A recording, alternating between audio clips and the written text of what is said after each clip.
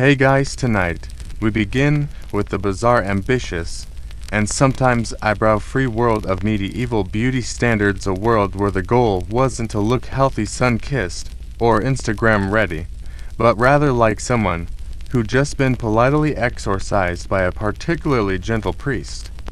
We're talking about an era when pale skin wasn't a sign you needed more vitamin D, but a fashion statement that screamed, "I'm too wealthy to ever see the sun. Thank you very much." Picture women applying white lead powder to their faces daily, creating that coveted corpse chic glow, while slowly poisoning themselves in the name of beauty. Men weren't immune either, occasionally dabbing mercury-based cosmetics on their skin because apparently looking luminous was worth the risk of mild brain damage. You probably won't survive a single day of authentic medieval beauty standards between the arsenic eyebrow removal, the urine hair treatments, and the very real possibility that your makeup routine could literally kill you. Modern beauty complaints about expensive foundation suddenly seem charmingly trivial. So, before you get comfortable, take a moment to like the video and subscribe, but only if you genuinely enjoy what I do here. And let me know in the comments where you're retuning in from and what time it is for you. It's always fascinating to see who's joining us from around the world. Now, dim the lights. Maybe turn on a fan for that soft background hum. And let's ease into tonight's journey together. We're talking translucent porcelain with vascular, undertoned skin so light it looked like you might have been recently startled by a ghost. Or were a ghost. In the medieval world, looking pale wasn't a sign that you needed more sleep, a vacation, or perhaps a basic understanding of vitamin D. It was a fashion statement, a social flex, a silent announcement to the world that said, "I am too rich to ever see the sun. Thank you very much."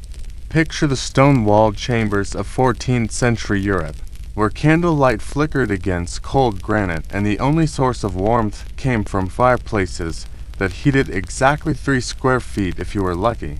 In these drafty castles and manor houses, we find ourselves observing a beauty ritual that would make modern skincare routines look aptly quaint. While today's influencers might chase a healthy glow that suggests yoga classes, green smoothies, or at least a passing acquaintance with the outdoors, medieval beauty standards flipped the entire script with the efficiency of a practice executioner. Tan skin meant you worked outside, which meant you were poor, which meant gas manual labor.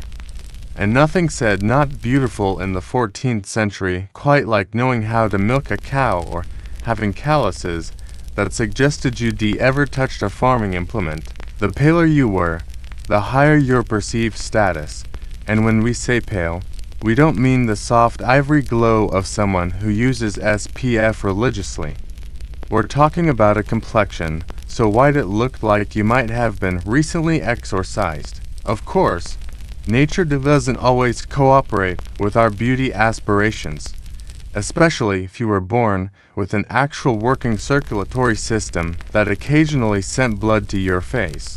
So medieval women helped things along with what can only be described as the world's first foundation routine. Though routine might be too gentle a word for what was essentially controlled poisoning for aesthetic purposes. Enter white lead powder, the cutting-edge makeup of its time, created through the absolutely delightful process of combining vinegar with metal and allowing it to corrode into a white crust that could be ground into powder. Apply that daily to your face, and voila, you looked like a luminous, delicate aristocrat with a secret death wish. The result was a smooth, pale, matte finish that made your skin look flawless and eventually feel very not flawless. Think of it as the medieval equivalent of high-definition foundation, except instead of hiding pores, it slowly destroyed your internal organs. But this wasn't a simple one-product routine, because medieval beauty was nothing if not thorough in its commitment to potential lethality. Many added mercury-based rouge for a touch of color, or chalk dust for extra staying power. Egg whites were brushed over the face for a smooth, glazed look basically. If it came from a barn or an alchemist's shelf, someone had probably rubbed it on their face in the name of elegance. The downside, other than the obvious slow poisoning, was that lead-based products caused everything from chronic fatigue and skin ulcers to hair loss and premature death side effects that somehow never made it onto medieval beauty packaging. And if your skin began to flake, blister, or fall off in small, diplomatic chunks, that was actually considered a good sign. It meant the makeup was working, probably. Yet the fashion endured with the persistence of a particularly stubborn plague, because if the choice was between dying slowly and being mistaken for a peasant, medieval nobility often chose the scenic route to the grave. This pale aesthetic wasn't just about individual vanity, it was shorthand for class, purity, and complete economic disengagement with agriculture. If you could afford to be fragile, translucent, and vaguely corpse-like, you were winning at medieval life. Even men weren't entirely immune to this particular brand of beauty madness. Some male courtiers also dabbled in powders and skin treatments, especially in later medieval and early Renaissance courts where image mattered almost as much as lineage, or at least as much as smelling marginally better than your political rivals. The white lead powder that created these ethereal, possibly dying complexions would follow us through the centuries like a persistent ghost appearing and reappearing in makeup kits, long after medieval times ended, proving that humans will apparently never learn when it comes to trading health for beauty standards that make absolutely no practical sense. Of all the medieval beauty trends, the obsession with high foreheads may be the most eyebrow-raising, literally, because people were removing their eyebrows for it. A tall, smooth, uninterrupted forehead wasn't just fashionable in 15th century Europe. It was considered elegant, intelligent, and divine. It was the architectural marvel of the medieval face, a billboard advertising that you spent your days reading psalms and gazing pensively out of castle windows, not that you owned a shovel or had ever seen one up close.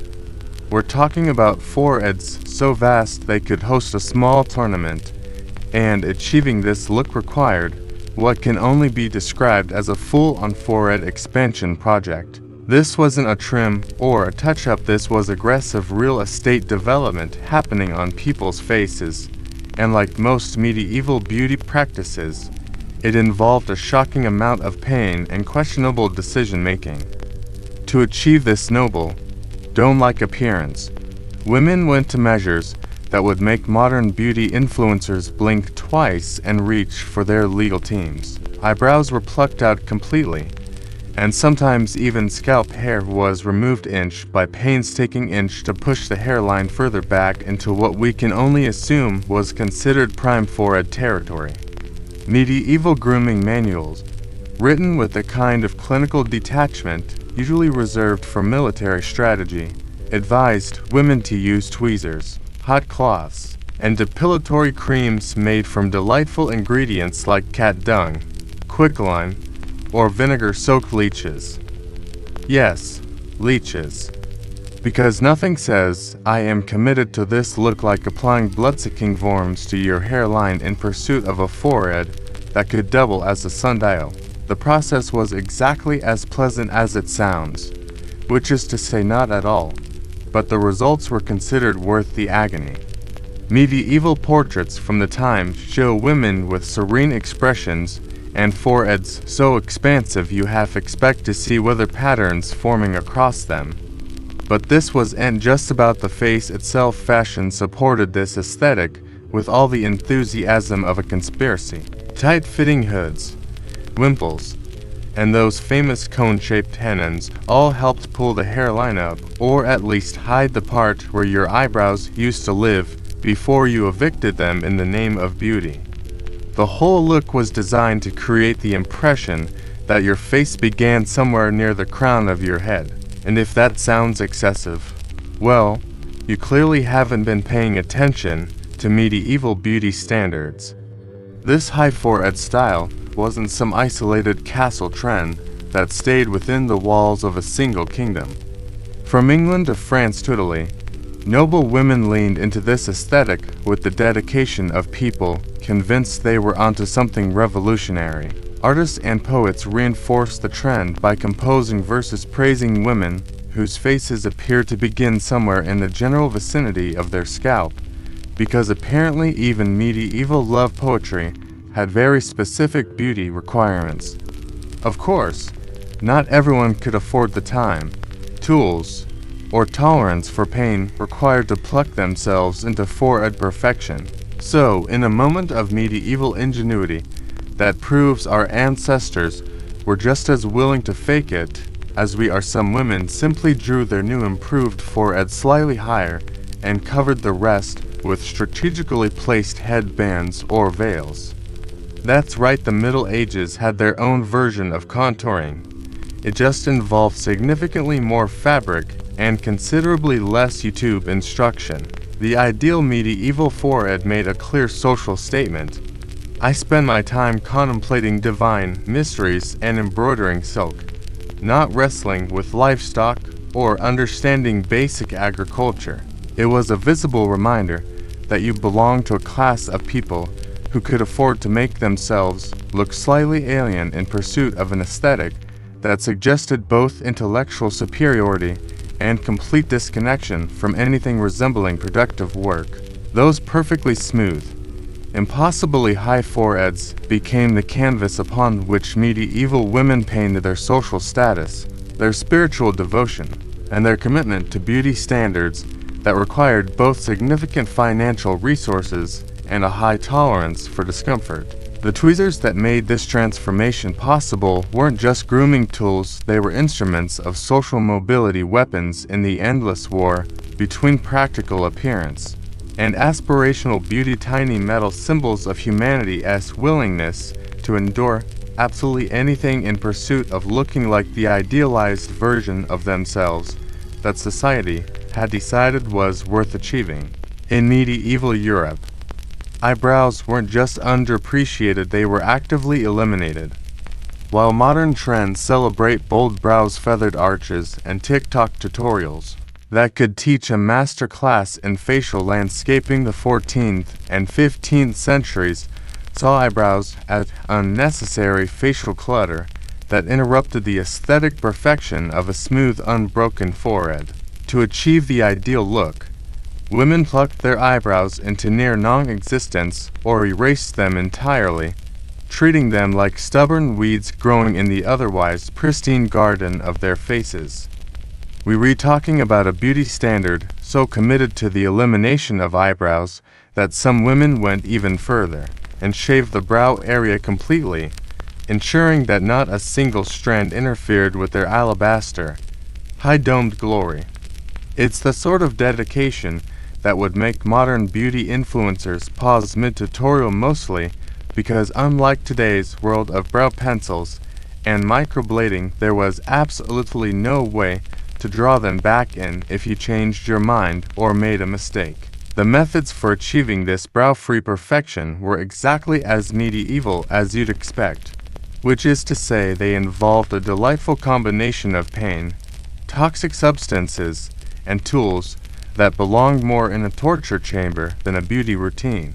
Medieval women used tweezers, wax, and pumice stones to remove unwanted hair, but for the especially brave or perhaps especially desperate there were mixtures containing quicklime, vinegar, or arsenic. Yes, arsenic, because apparently nothing says I am serious about this look like risking mild facial melting in pursuit of beauty.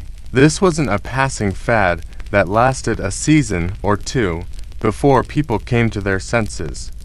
Art from the period, from illuminated manuscripts to oil portraits, confirms that the no-brow trend dominated European beauty standards for decades. Noble women are frequently depicted with smooth foreheads and expressionless eyes framed by nothing but pale skin, creating a look that was either serenely angelic or slightly alien, depending on the lighting and your personal tolerance for faces that appeared to have been assembled by someone who never quite understood how human features were supposed to work together. Interestingly, the eyebrow elimination wasn't entirely uniform across medieval Europe.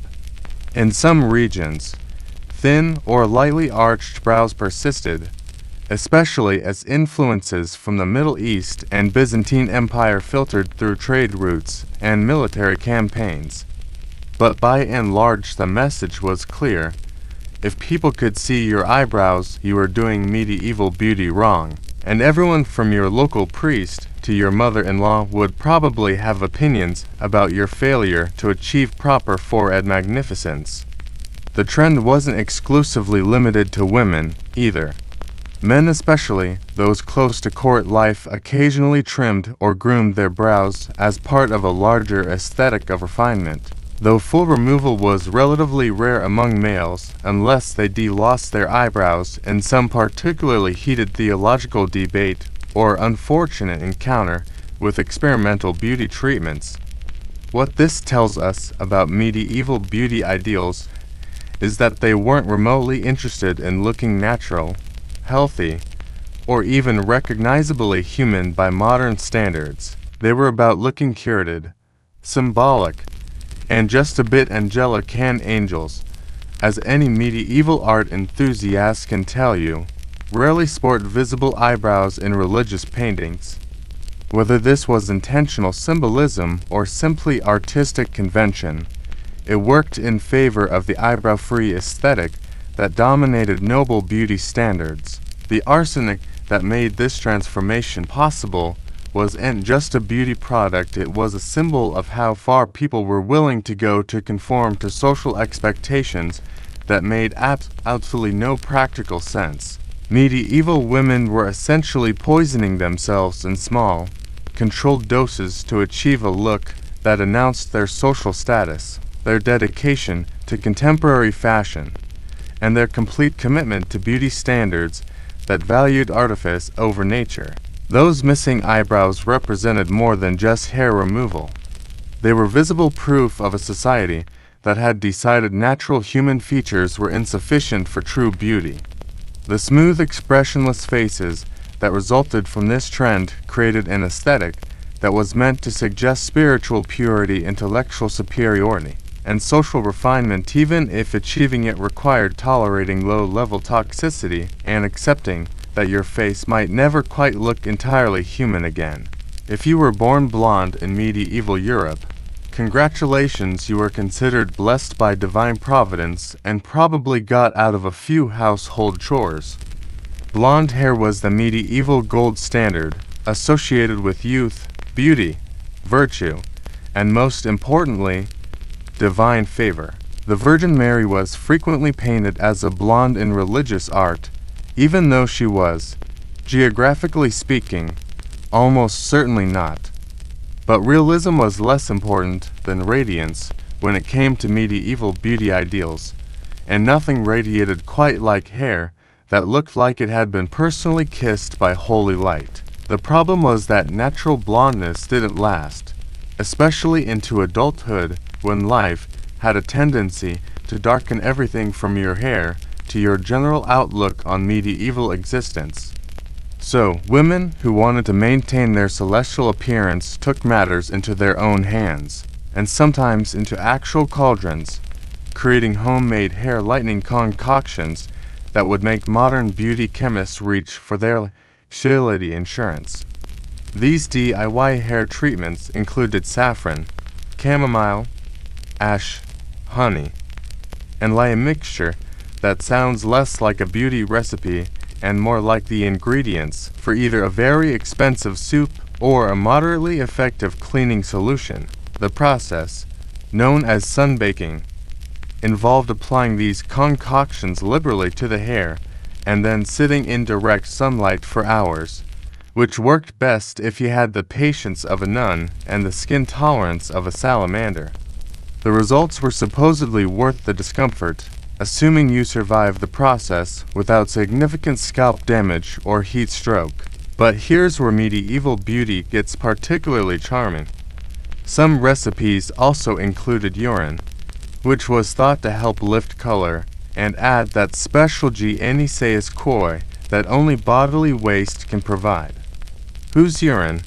Well, that part was apparently less regulated than you might hope, but as long as it gave your hair that celestial shimmer, it was deemed a worthwhile addition to your beauty routine. Because if there's one thing we've learned about medieval standards, it is that they were willing to incorporate pretty much any available substance if it promised to enhance their appearance. Hair texture mattered almost as much as color. Loose, long, wavy locks were the ideal, preferably cascading down your back like a divine curtain that announced your purity and general spiritual superiority to anyone within visual range. But this luxury was reserved exclusively for unmarried women, because apparently, the moment you said "I do," your golden mane became a potential national security risk that needed to be hidden from public view. For noble women, hair often became the centerpiece of elaborate styles, especially when attending court functions or religious events where your appearance needed to communicate your family's wealth, your personal virtue, and your complete understanding of current beauty trends. These hairstyles were frequently accessorized with silk ribbons, beads, or embroidery, just in case anyone in the room wasn't already aware that you didn't spend your day shearing sheep or understanding basic agriculture. Men weren't entirely left out of the golden hair obsession either, while they weren't subjected to quite the same level of beauty scrutiny. Men with thick, flowing blonde locks were often romanticized in poetry and art.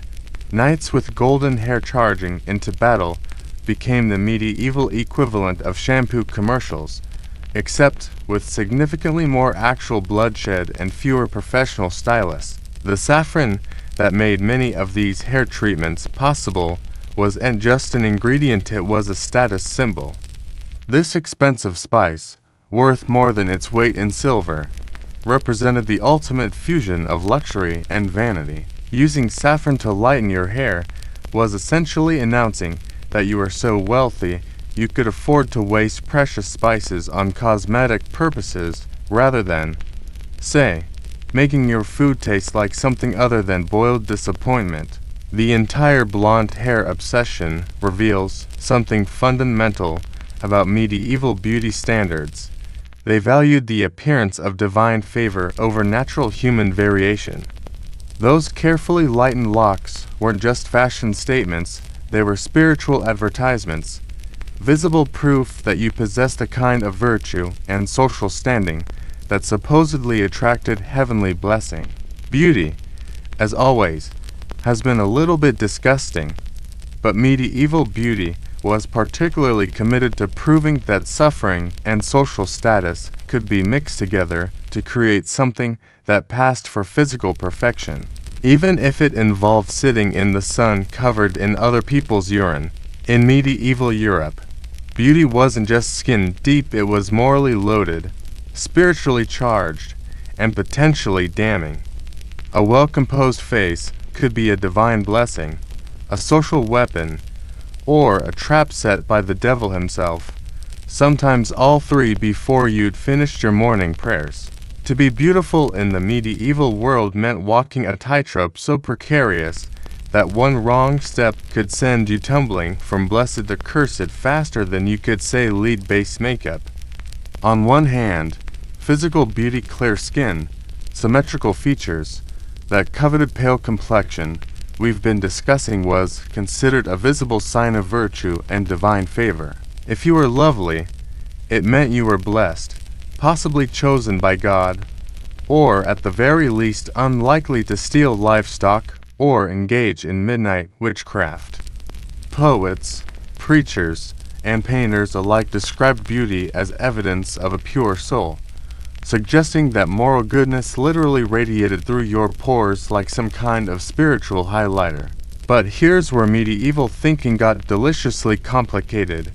If you knew you were beautiful, or worse, If you used that beauty to your advantage, you immediately became suspect.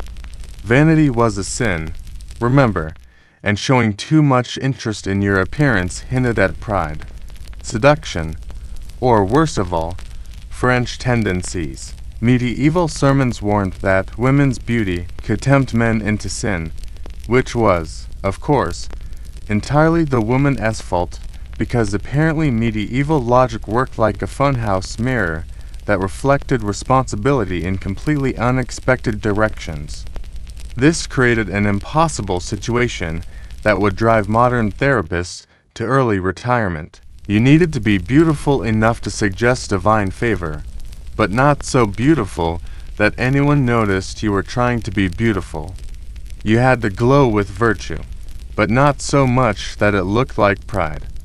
You needed to appear naturally blessed while secretly engaging in beauty routines that involved arsenic, lead, and various bodily fluids. It was like playing chess while blindfolded, underwater, with someone constantly moving the pieces and changing the rules.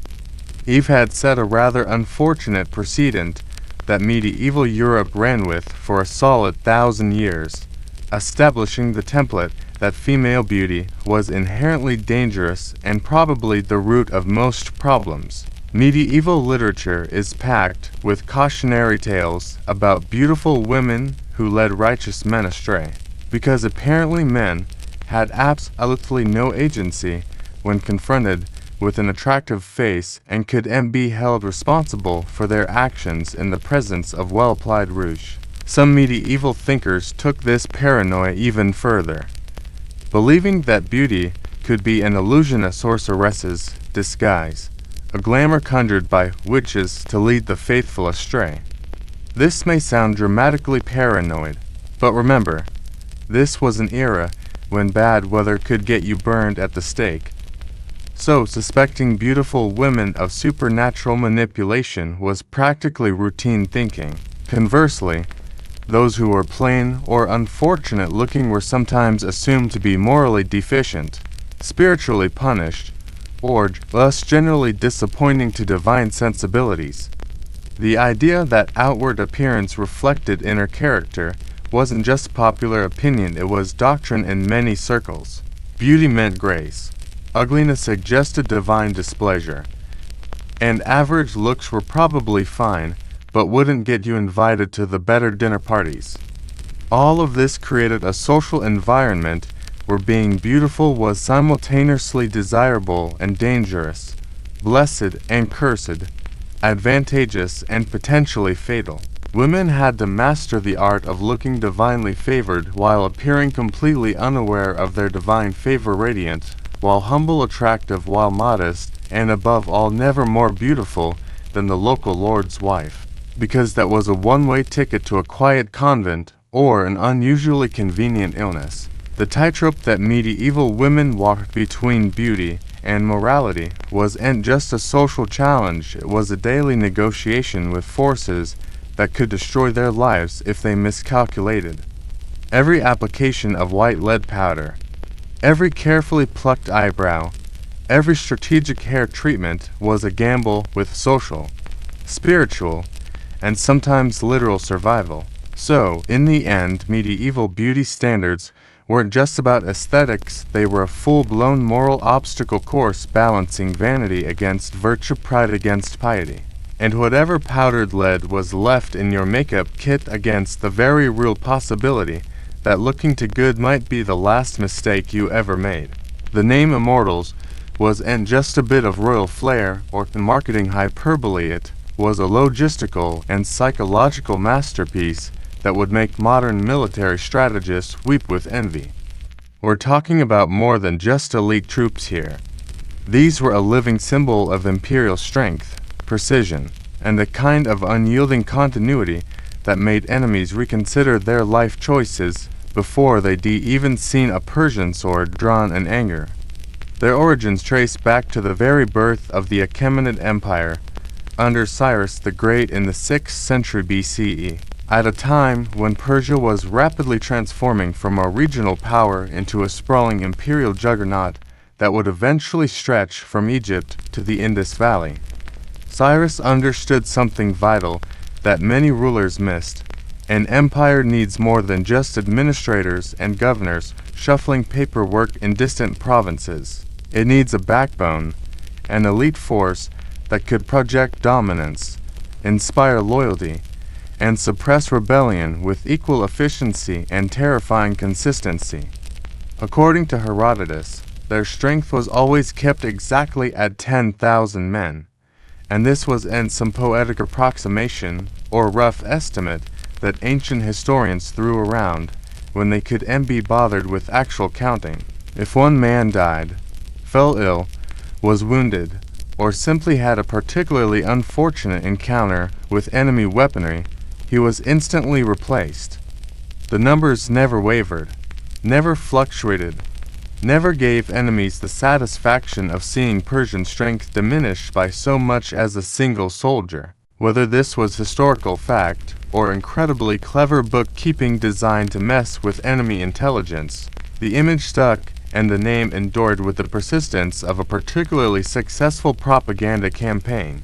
Immortality in this context wasn't about individual survival, it was about the eternal presence of Persian might, the unbreakable promise that no matter how many immortals you killed, 10,000 would always remain standing in perfect formation, ready to continue the conversation where their predecessors had left off. These men weren't random conscripts pulled from farms or volunteers who wandered into military service because they'd run out of other career options.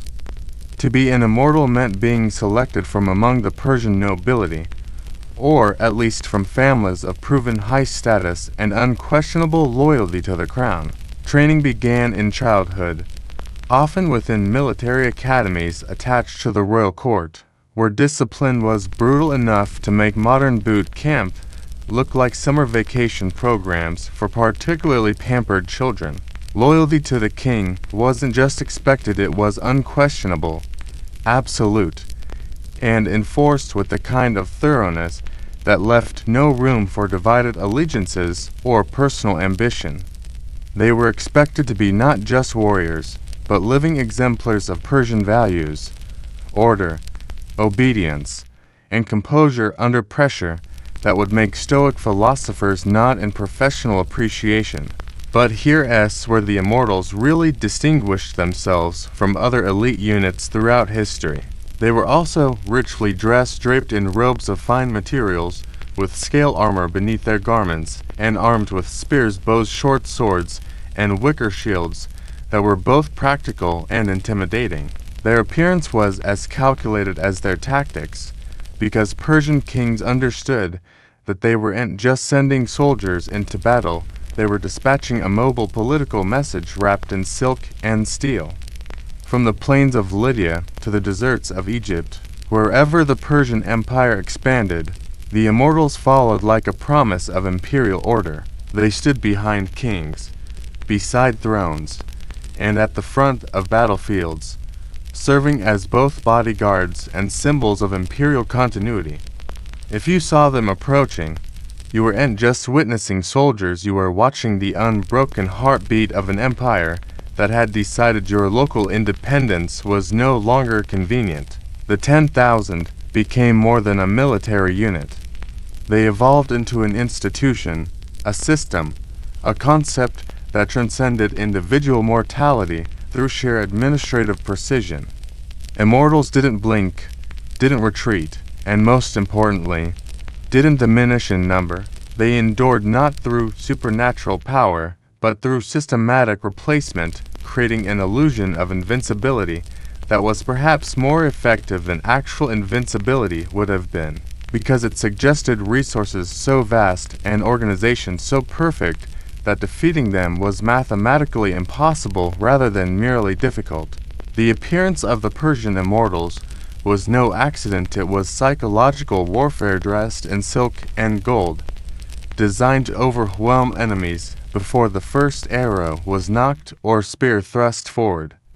These men weren't covered head to toe in gleaming bronze like Greek hoplites, clanking across battlefields like mobile anvils. No, the immortals looked otherworldly, like a wave of richly dressed shadows sweeping across the landscape with the quiet confidence of people who had never seriously considered the possibility of defeat. The appearance of the Persian immortals was no accident. It was psychological warfare dressed in silk and gold, designed to overwhelm enemies before the first arrow was knocked or spear thrust forward. These men weren't covered head to toe in gleaming bronze like Greek hoplites, clanking across battlefields like mobile anvils. No, the immortals looked otherworldly, like a wave of richly dressed shadows sweeping across the landscape with the quiet confidence of people who had never seriously considered the possibility of defeat. Their uniforms blended regal flair with military function in ways that would make modern combat designers weep with envy. They wore elaborately embroidered tunics and trousers, often dyed in rich reds and purples, colors of nobility and command that announced their status from distances that mattered in ancient warfare. Beneath these flowing garments lay layers of scale armor made from bronze or iron, flexible enough for movement, but substantial enough to turn aside most weapons that managed to reach them through their defensive techniques. Their shields were crafted from woven wicker, which sounds almost quaint until you realize these weren't decorative accessories but carefully engineered pieces of military technology. Deceptively light, yet capable of deflecting arrows and absorbing the impact of blows that would shatter heavier shields, they represented the kind of practical innovation that separated professional armies from enthusiastic amateurs with pointy sticks. But perhaps their most distinctive and unsettling element was their headdress, a soft felt cap called a tiara that could be pulled over the face to obscure individual identity when circumstances required. Unlike the Greeks, who glorified individual heroism and wanted everyone to know exactly which warrior was performing which spectacular feat of arms, the immortals thrived in uniformity that bordered on the supernatural. Picture 10,000 men moving in near silence across a battlefield, all similarly armed and armored, their faces hidden beneath identical caps, creating a visual spectacle that overwhelmed the senses and short-circuited normal military thinking. It was like watching a curtain of death descend on the landscape. Except this curtain was armed, trained, and completely committed to ending your political aspirations in the most efficient manner possible. Each immortal carried a short spear, a bow with a quiver of arrows, and a short sword at his belt, but their most impressive characteristic was their ability to move quickly while remaining lethal in almost any terrain. Their training emphasized agility and endurance over brute strength, creating soldiers who could march across entire provinces without breaking formation and transition seamlessly from long-range archery to close-quarters combat depending on tactical requirements.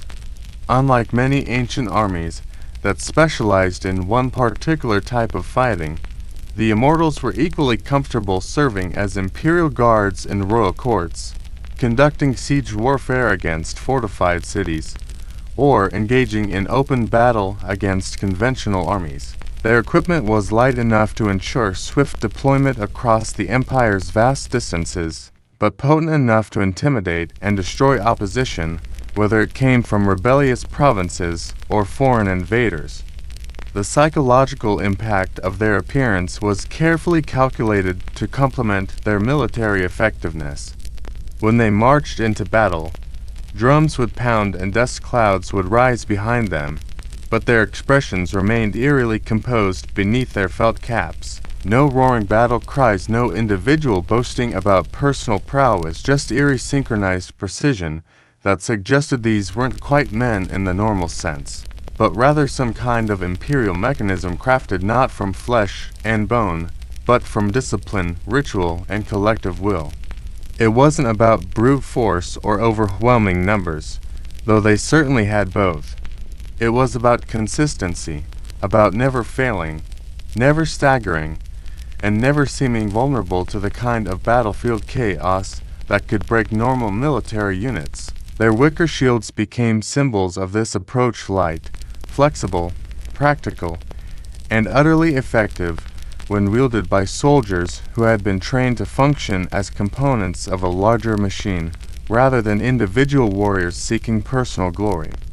To face the immortals wasn't simply to engage another army, it was to confront a concept, to fight against the idea that some military forces didn't just battle their enemies, but endured without pause, pity, or the normal human tendency to break down under pressure. They represented imperial power made manifest, walking proof that the Persian Empire possessed resources so vast and organization so perfect that resistance was not merely difficult, but mathematically futile.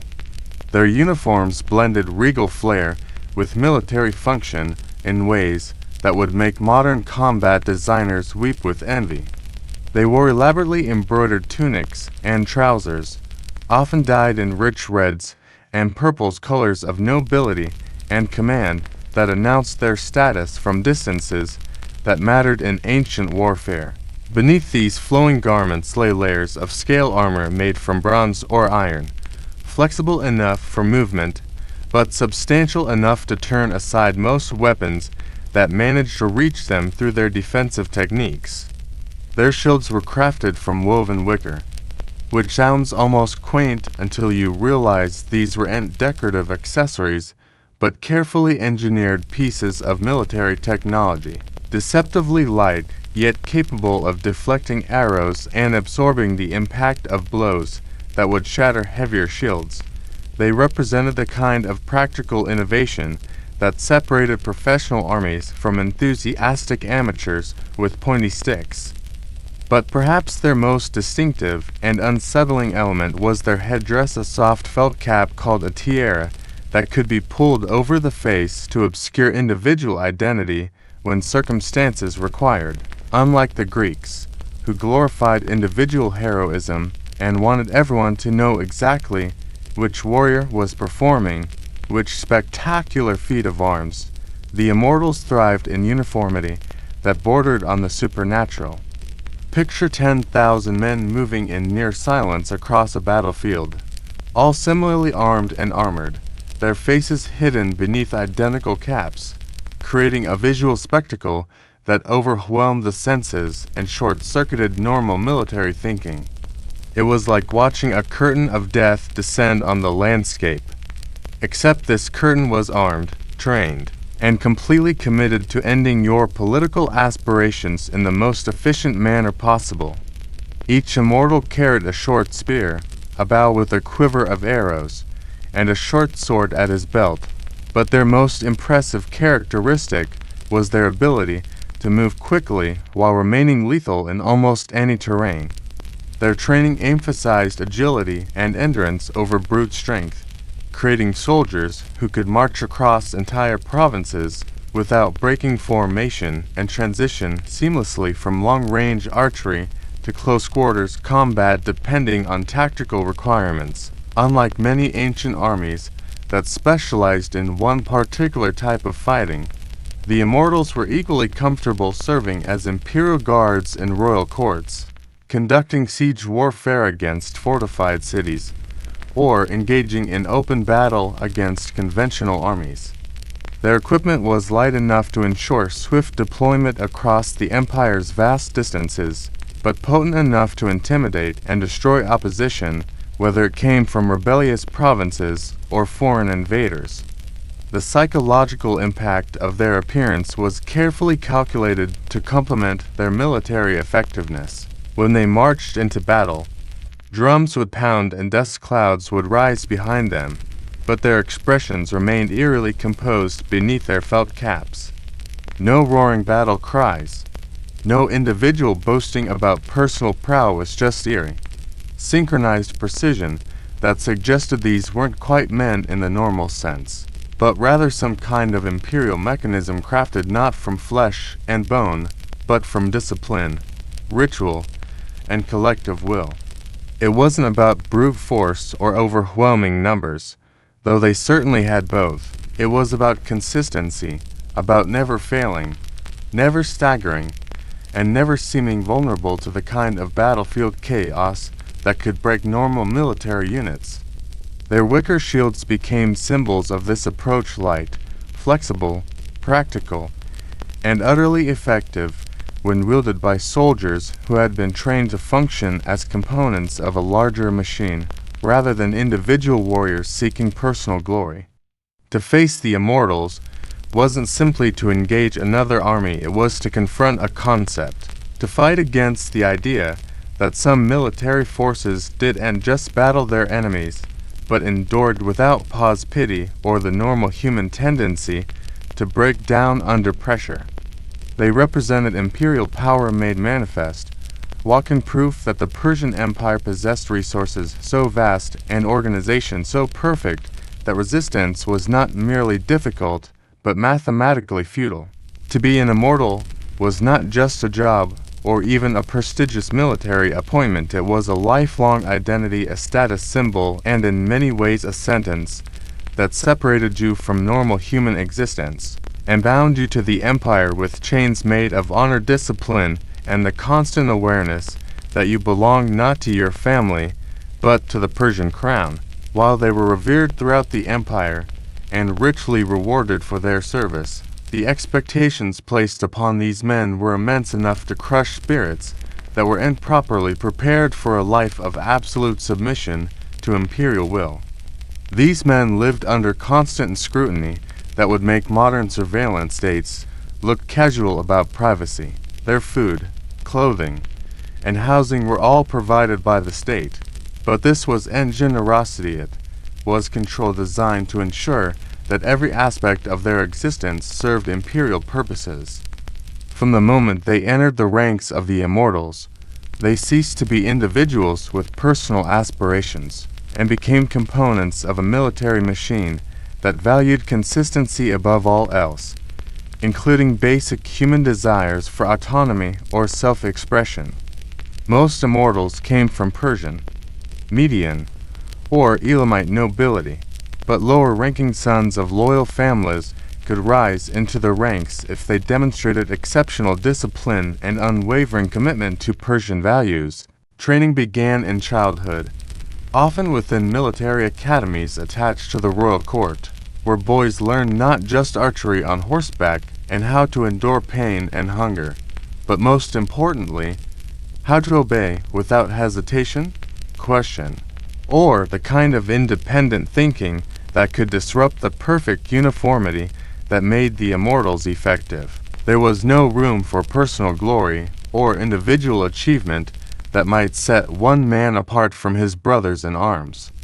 An Immortal who stood out too much for any reason, exceptional bravery, unusual tactical insight, or even remarkable skill with weapons was quietly corrected through methods that emphasized the sacred nature of the formation and the paramount importance of unity over personal accomplishment. Discipline ruled every corner of their lives with the thoroughness of a particularly obsessive accountant.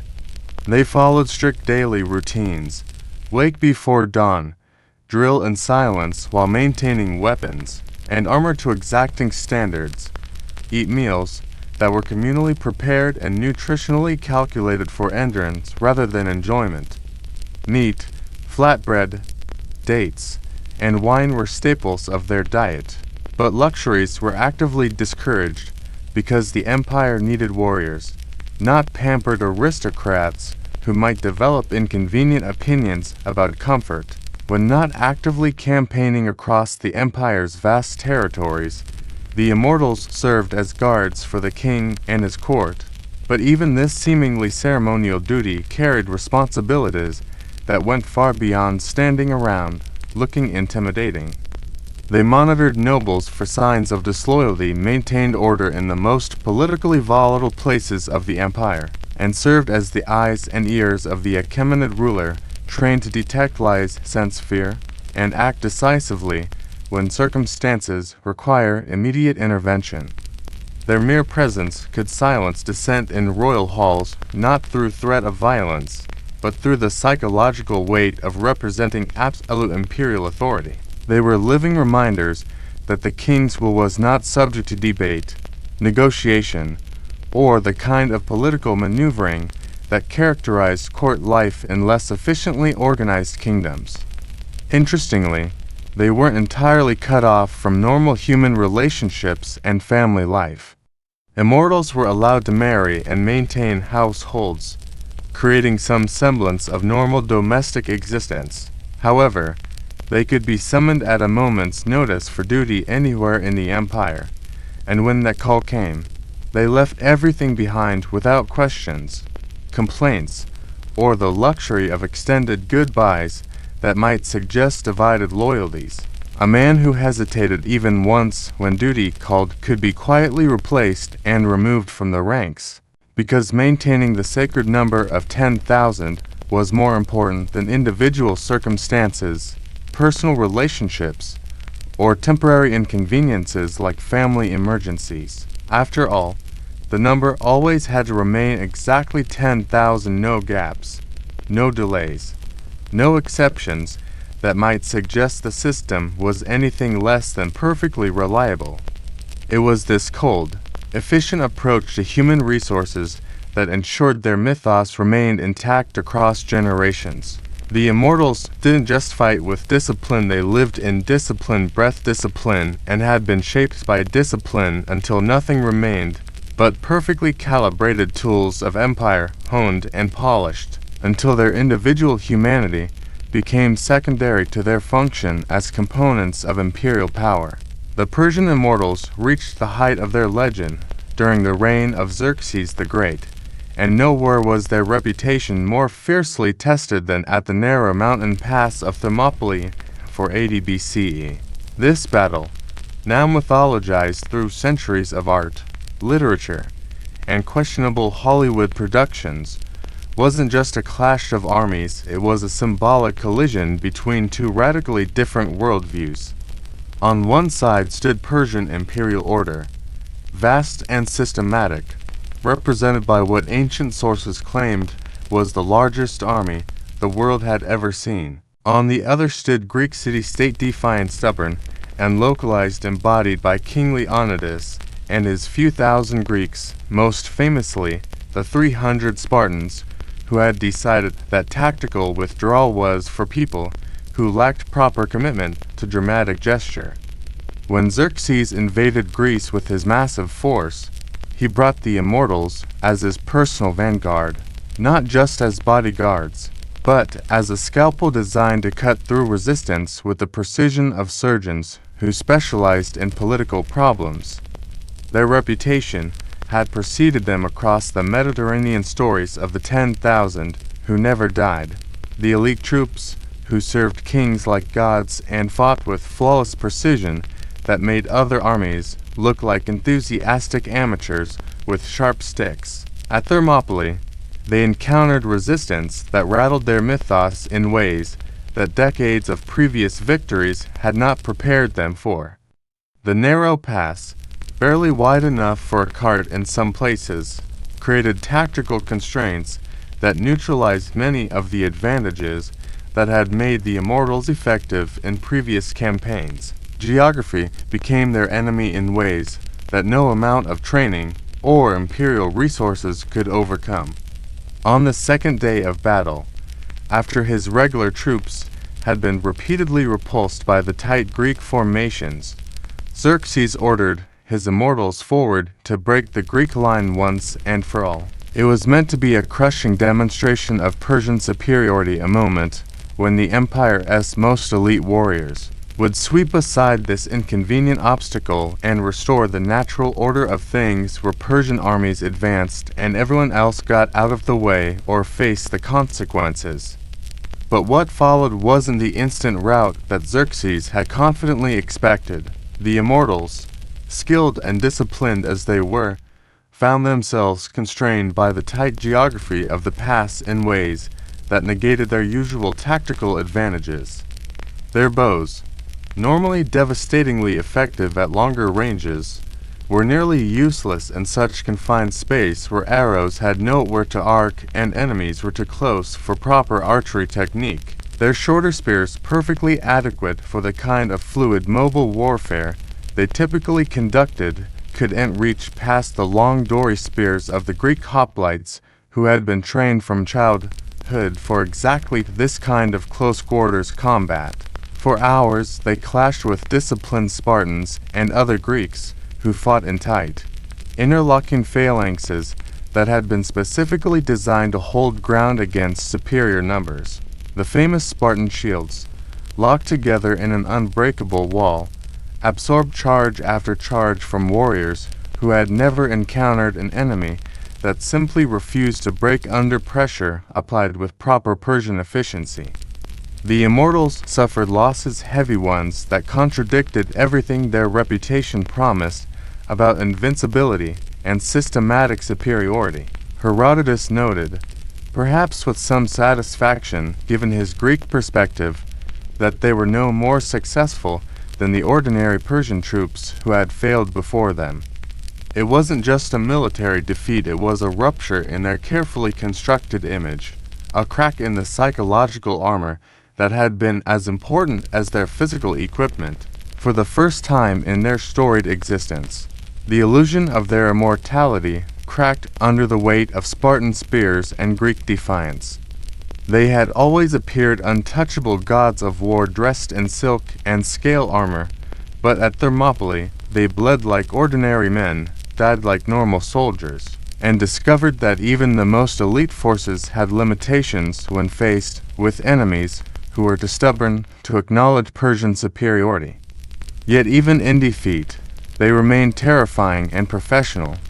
They adapted their tactics, regrouped their formations, and marched again with the same disciplined precision that had made them legendary. Immortality, after all, had never been about individual invincibility. It was about endurance, about the ability to absorb losses and continue functioning an imperial instrument regardless of temporary setbacks or tactical embarrassments. All empires age, and so do their legends, which brings us to the slow, inevitable decline of the Persian immortals during the later years of the Achaemenid Empire. By the time Persian kings like Artaxerxes and Darius III occupied the throne, the immortals were still feared, still respected, and still maintained their ceremonial 10,000 number. But they were no longer the terrifying force that had once made enemies reconsider their career choices before even seeing Persian steel drawn in anger.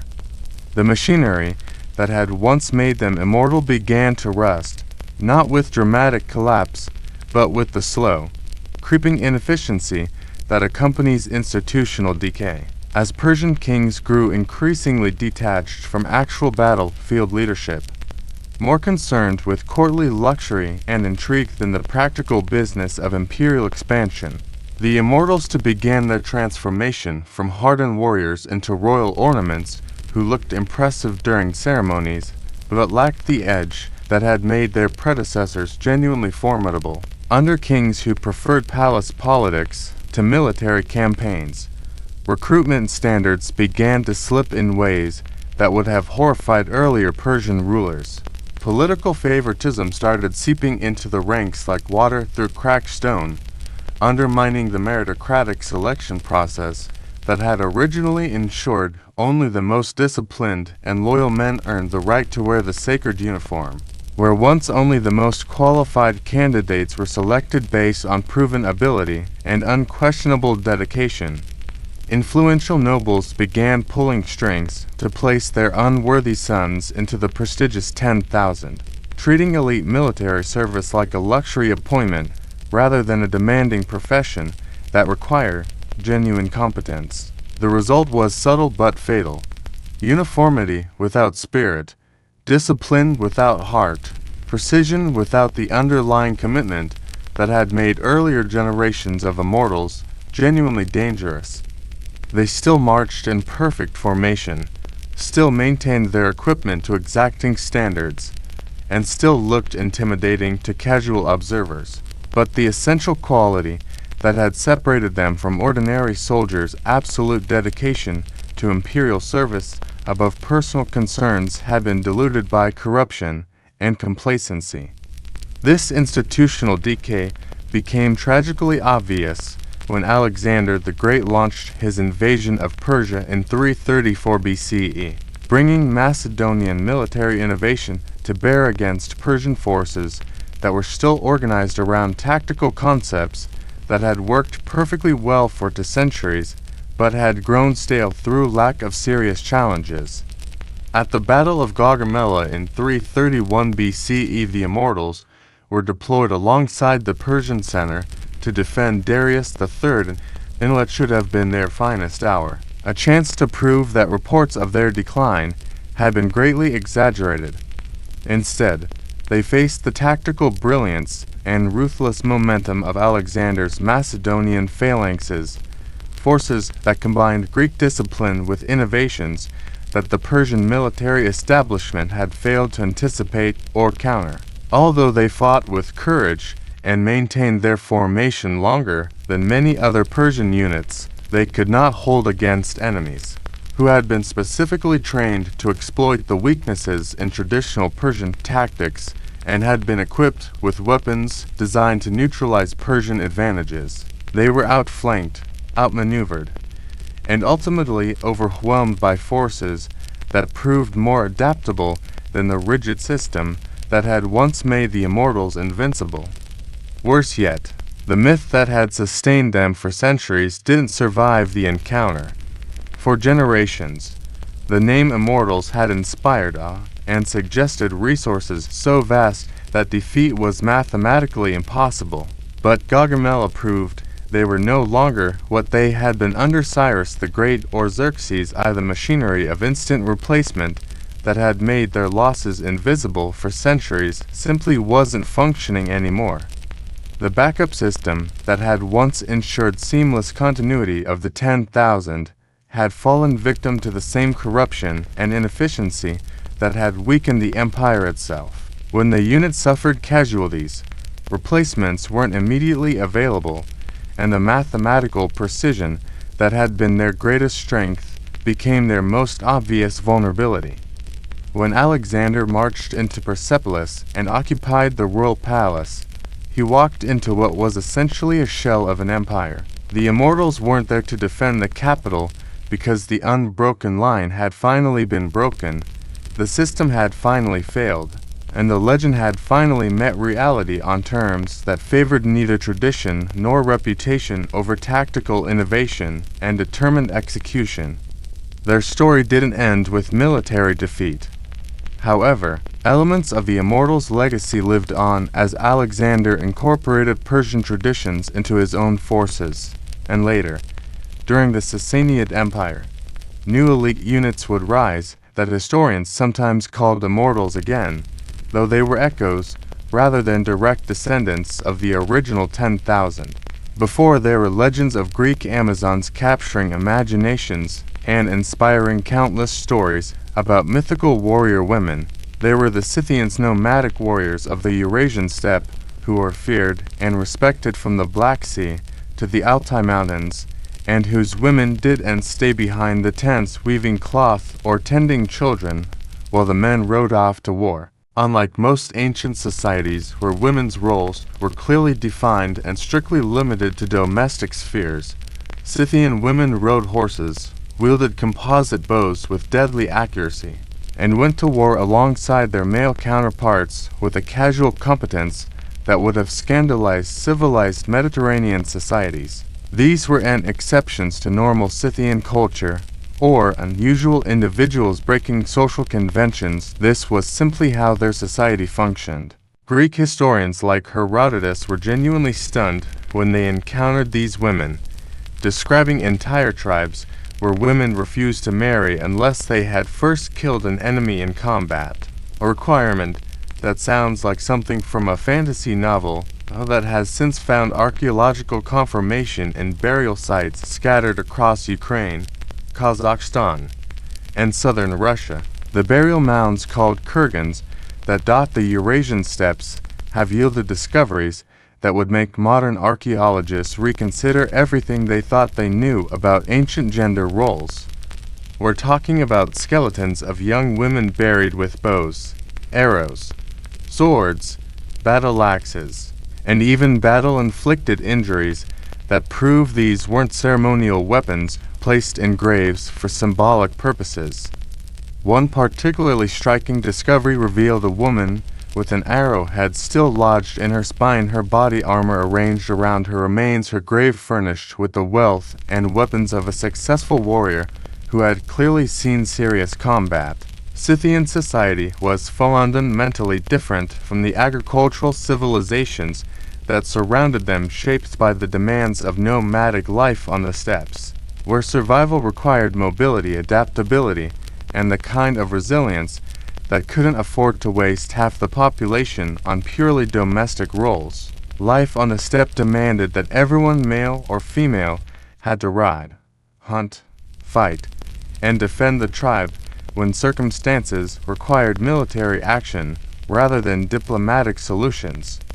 Girls learned archery as young as boys did, mastering the recurved composite bows that were the signature weapons of steppe warfare. They wore the same leather trousers, the same armor, and even styled their hair and tattoos in similar fashions that made them practically indistinguishable on horseback during the chaos of battle. This created a warrior culture where gender roles became fluid on the battlefield while remaining distinct in other social contexts. Scythian women could be absolutely lethal at full gallop with bow and arrow, then return home to fulfill ritual and maternal duties without any perceived contradiction between these roles. The archaeological evidence supports Greek accounts that initially seemed too fantastic to be credible.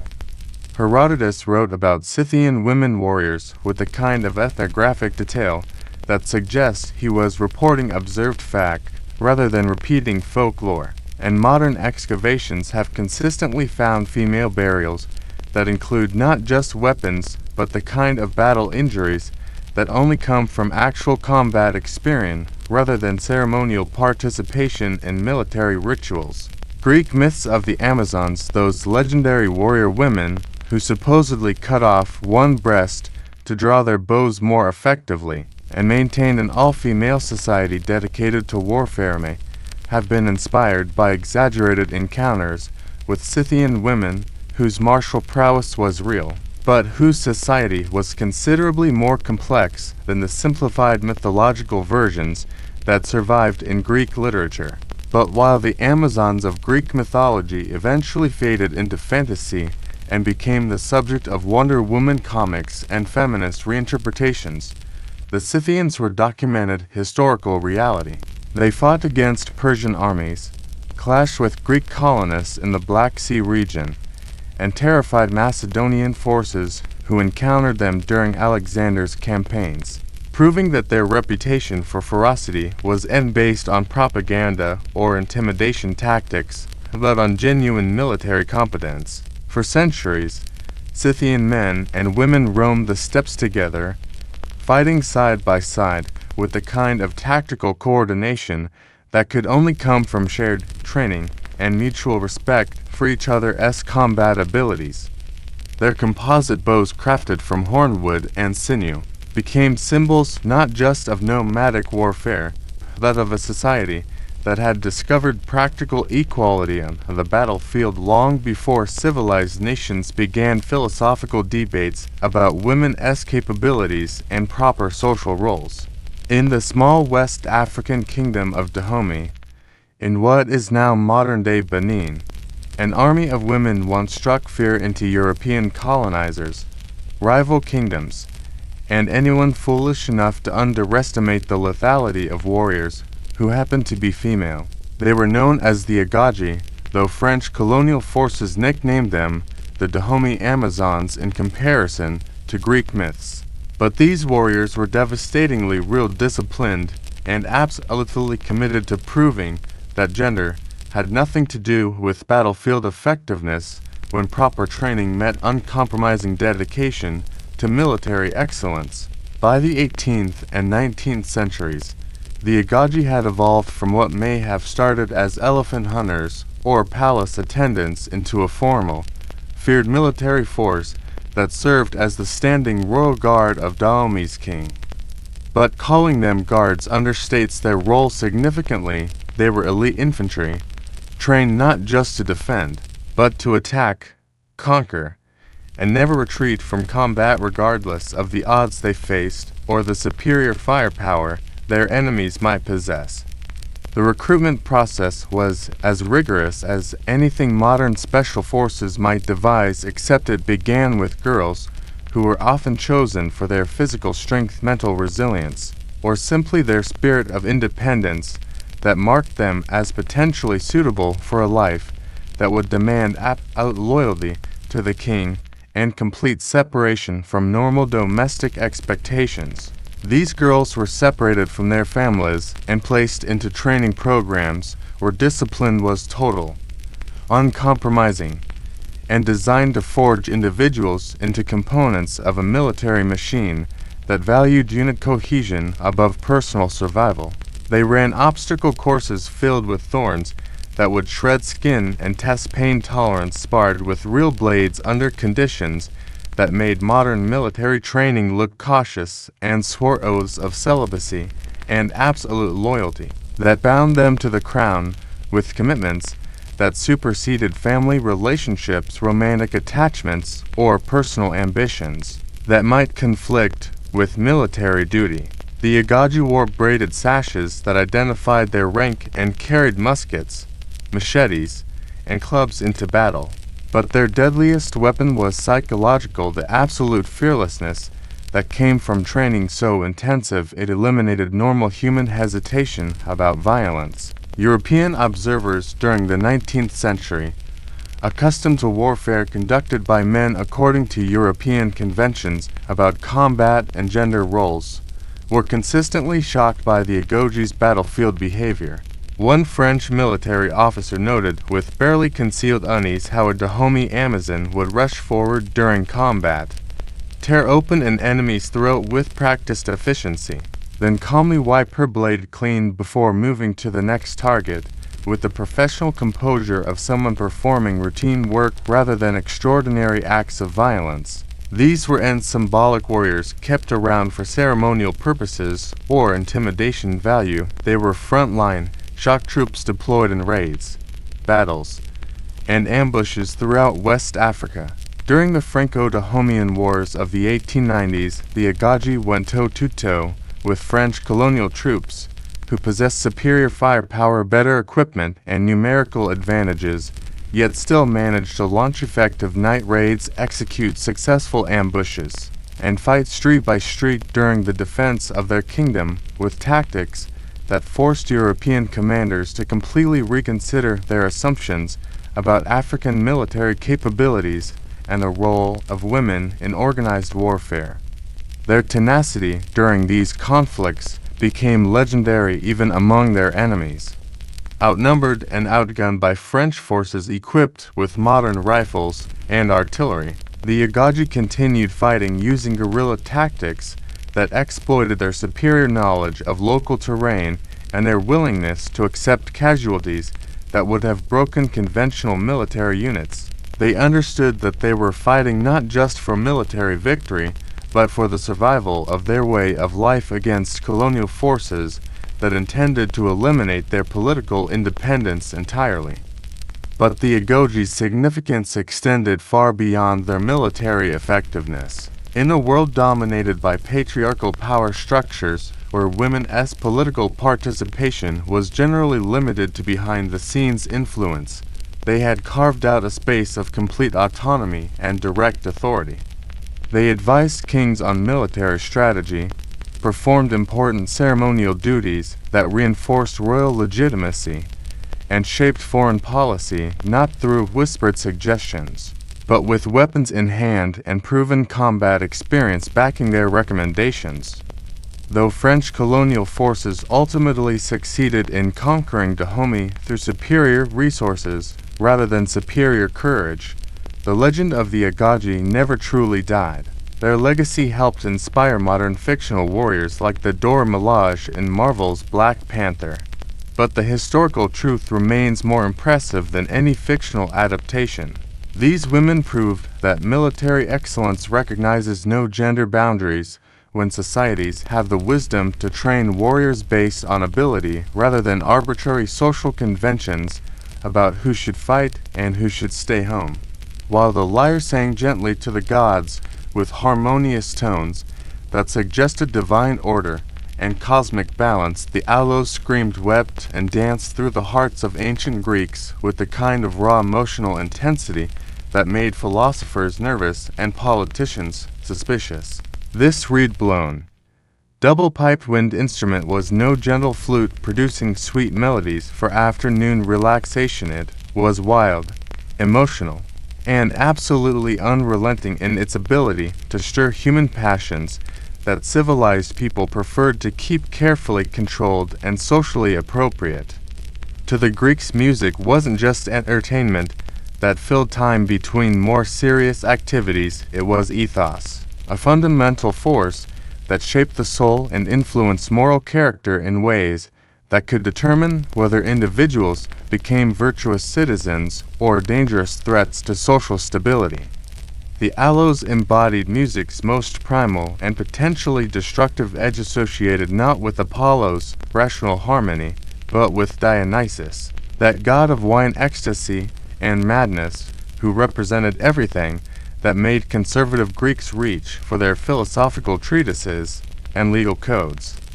The instrument consisted of two pipes, usually crafted from wood, bone, or ivory, each equipped with its own reed and fingering holes that allowed skilled musicians to produce complex harmonies and rhythms. Players held both pipes simultaneously in their mouths, creating a dense, penetrating sound that bore more resemblance to bagpipes than modern flutes, and required incredible breath control that few musicians could master without years of intensive training that warped their faces and challenged their lung capacity.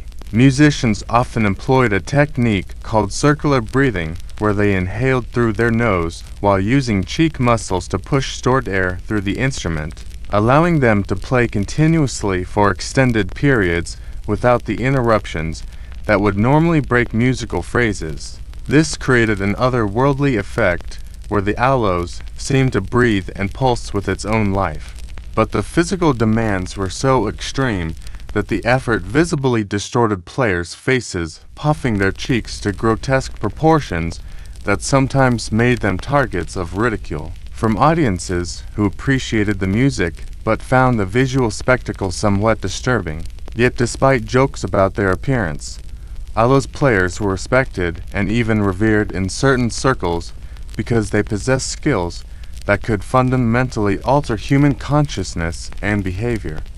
The aloes was definitely not designed for calm background music that might accompany philosophical discussions or intimate dinner conversations. Instead, it stirred the blood and awakened primal instincts that civilized society really tried to suppress through education, law, and social pressure. In ancient Greek theater, the aloes accompanied both tragedies and comedies, adding emotional intensity and dramatic momentum to performances by playwrights like Sophocles and Euripides, who understood that properly applied music could amplify the psychological impact of their stories and help audiences experience cathartic emotional releases that were both therapeutic and potentially dangerous. During military campaigns, aloes music kept hoplite soldiers marching in synchronized formation, its piercing voice cutting through battlefield chaos and maintaining unit cohesion when visual signals became impossible and verbal commands could then be heard over the din of combat.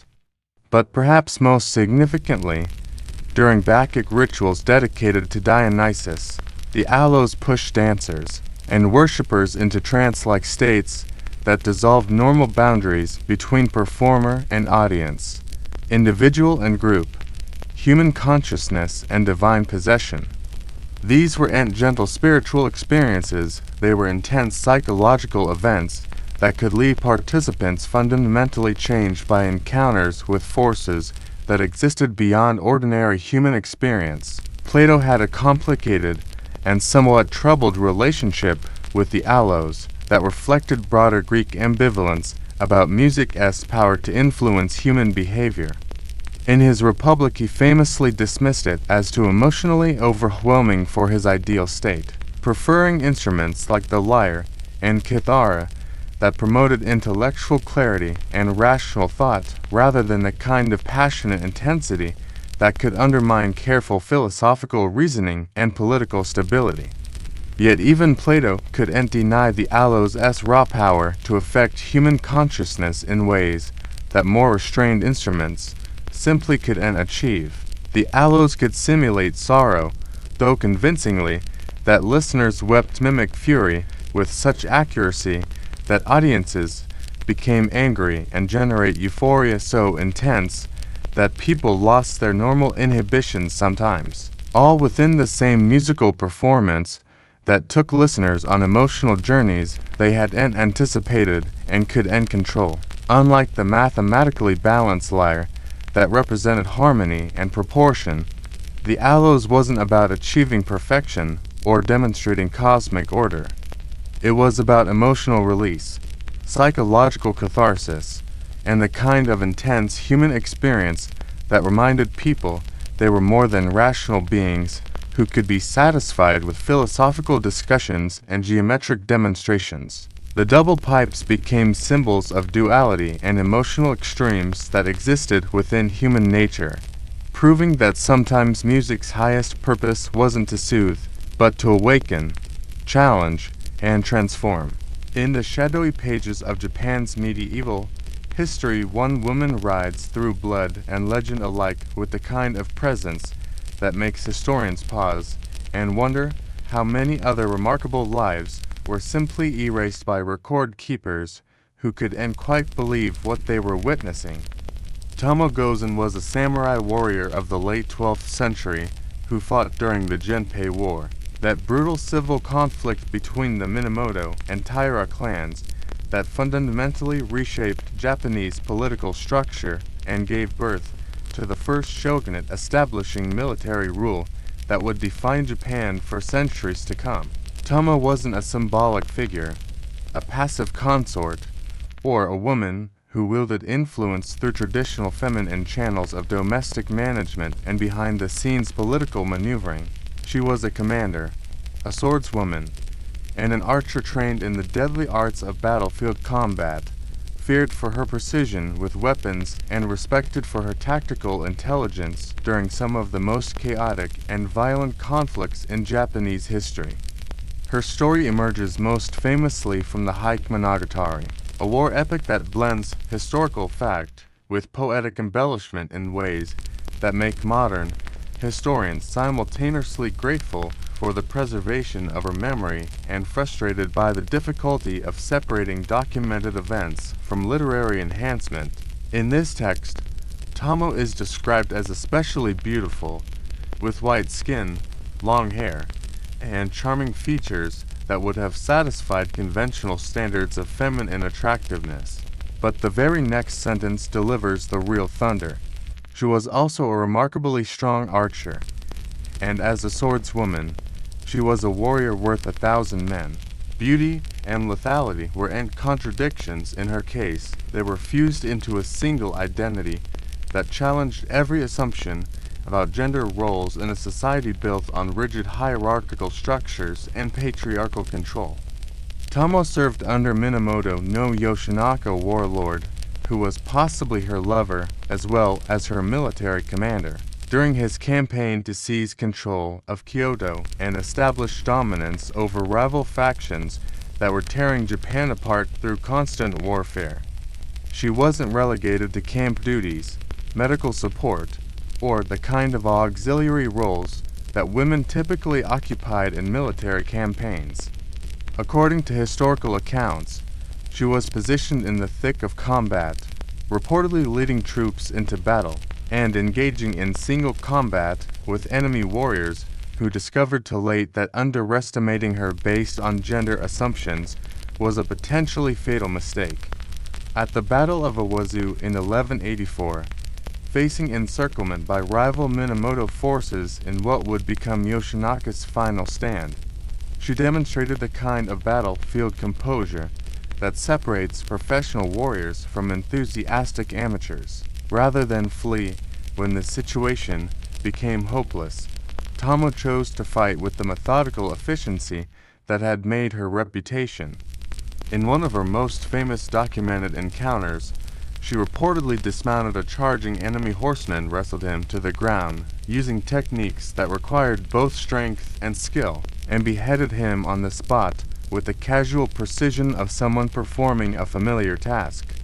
She then calmly remounted her horse and continued fighting, moving through the chaos of battle with the kind of focused determination that characterized samurai combat at its most disciplined. This was berserker rage, or desperate flailing. It was professional competence applied under extreme pressure by someone who had been trained to function effectively when normal people would be paralyzed by fear or overwhelmed by the sensory chaos of medieval warfare. What happened to Tomo after the war ended remains one of history's most intriguing mysteries, which is perhaps fitting for someone whose entire documented existence challenged conventional expectations. Some sources suggest she was captured and forced into marriage as a way of neutralizing her as a potential threat to the new political order. Others claim she became a nun, retreating into religious contemplation and renouncing the violent world that had shaped her identity. Still others believe she simply vanished like a ghost, disappearing back into the mists of legend and leaving behind only stories that may or may not accurately reflect her actual fate. Whatever the truth about her final years, the legacy of Tomo Gozen survived in Japanese theater, folklore, and national memory with the persistence of stories that capture something essential about human possibility. In a society that had very specific ideas about proper behavior for women, very rigid expectations about feminine roles, and very clear boundaries about who could legitimately wield lethal force, Tomo Gozen stood apart with her blade drawn, her head held high, and her absolute refusal to accept limitations that others tried to impose on her capabilities. She wasn't just fighting for her lord or her faction, she was fighting for her right to exist as herself in a world that insisted she should end. In the 1st century CE, the Roman Empire was at its absolute peak, disciplined, organized, seemingly unstoppable in its methodical conquest of everything that wasn't already painted Roman red on the map. The legions moved with mechanical precision, Roman law imposed order on chaos, and Roman engineering turned wilderness into civilization with the efficiency of a particularly well-organized construction company that happened to be armed with swords and siege engines. But then came Boudica, a flame-haired Celtic queen from Britannia, who nearly brought this magnificent machine to its knees, and reminded Rome that some people simply refused to accept imperial logic as the final word on their political future. Boudica was the wife of Prasutagus, king of the Iceni tribe in what that is now eastern England, who had served as a client king under Roman oversight, essentially a puppet ruler allowed to maintain the appearance of local authority as long as he kept the peace, collected taxes, and remembered that his real job was making Roman occupation as convenient as possible for everyone involved. When Prasutagus died, he attempted to secure his family's future through his will, which allocated portions of his kingdom to both the Roman emperor and his own daughters, a diplomatic gesture designed to satisfy imperial demands while preserving some measure of Iceni independence. Rome ignored his will entirely and moved to seize his lands outright, treating the death of their client king as an opportunity to eliminate the pretense of local autonomy and impose direct imperial control. In the process, Roman officials committed acts that transformed political annexation into personal vendetta. They flogged Boudica publicly, a humiliation designed to demonstrate that even royal Celtic women were subject to Roman discipline, and according to the historian Tacitus, they raped her daughters in a display of power that was intended to crush any thought of resistance before it could organize into actual rebellion. This was a brutal miscalculation that revealed Rome's fundamental misunderstanding of Celtic culture and Boudicca's character. Instead of crushing rebellion, they created it. Instead of demonstrating imperial power, they lit a wildfire of rage that would consume Roman settlements across southeastern Britain and force the empire to confront the uncomfortable reality that military superiority didn't automatically translate into permanent political control. When enemies were sufficiently motivated by personal vengeance and cultural survival, in 60 or 61 CE, Boudicca united several British tribes in common cause against Roman occupation and launched one of the most ferocious revolts in Roman history. And she was operating as the figurehead who let men do the actual fighting while she provided symbolic leadership from a safe distance. Roman accounts describe her leading her army from the front mounted in a war chariot, with a spear in her hand, dressed in a flowing tunic, with a massive gold torque around her neck that announced her royal status to anyone within visual range. Her fiery hair streamed behind her as she rode through her forces, calling her people to war with speeches that Roman historians recorded with the kind of detail that suggests grudging respect for an enemy who understood how to inspire troops and coordinate military campaigns. She was part priestess invoking divine protection, part general organizing tactical movements, and entirely committed to proving that Roman occupation wasn't the inevitable conclusion of British political development. Her forces descended on Camulodunum, modern Colchester, and burned it to the ground with a systematic thoroughness of people who had decided that Roman civilization was incompatible with their continued existence. Next came Londinium, the early incarnation of London, where her army slaughtered Roman colonists and British collaborators with equal efficiency, making no distinction between imperial citizens and locals who had accepted Roman rule as preferable to continued resistance. Historians estimate that over 70,000 Romans and Roman sympathizers were killed during just a few months of Boudicca's campaign, which left a trail of ash and shattered imperial confidence across southeastern Britain. Her army moved with the kind of focused, destructive energy that comes from combining personal revenge with political revolution, proving that military conquest was only the first step in imperial control, not the final word. But Roman military discipline eventually reasserted itself under Governor Gaius Suetonius Paulinus, who regrouped his scattered forces and lured Boudicca into a pitched battle where Roman formation, tactics, and professional training proved decisive against Celtic fury and numerical superiority. The rebellion was crushed with the kind of thoroughness that Rome applied to problems it couldn't afford to have recurring, and Boudicca, facing defeat and capture. The rebellion was crushed with the kind of thoroughness that Rome applied to problems it couldn't afford to have recurring, and Boudicca, facing defeat and capture, reportedly took poison rather than submit to Roman justice, choosing death on her own terms over survival, a symbol of imperial mercy.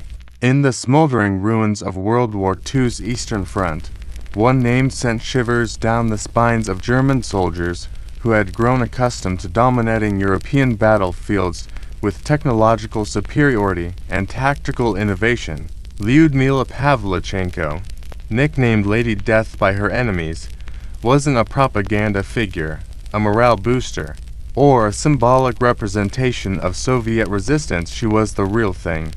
A sniper who tallied 309 confirmed kills, including 36 enemy snipers, making her the most lethal female marksman in recorded military history and a walking nightmare for Wehrmacht forces who never knew when her crosshairs might settle on their foreheads.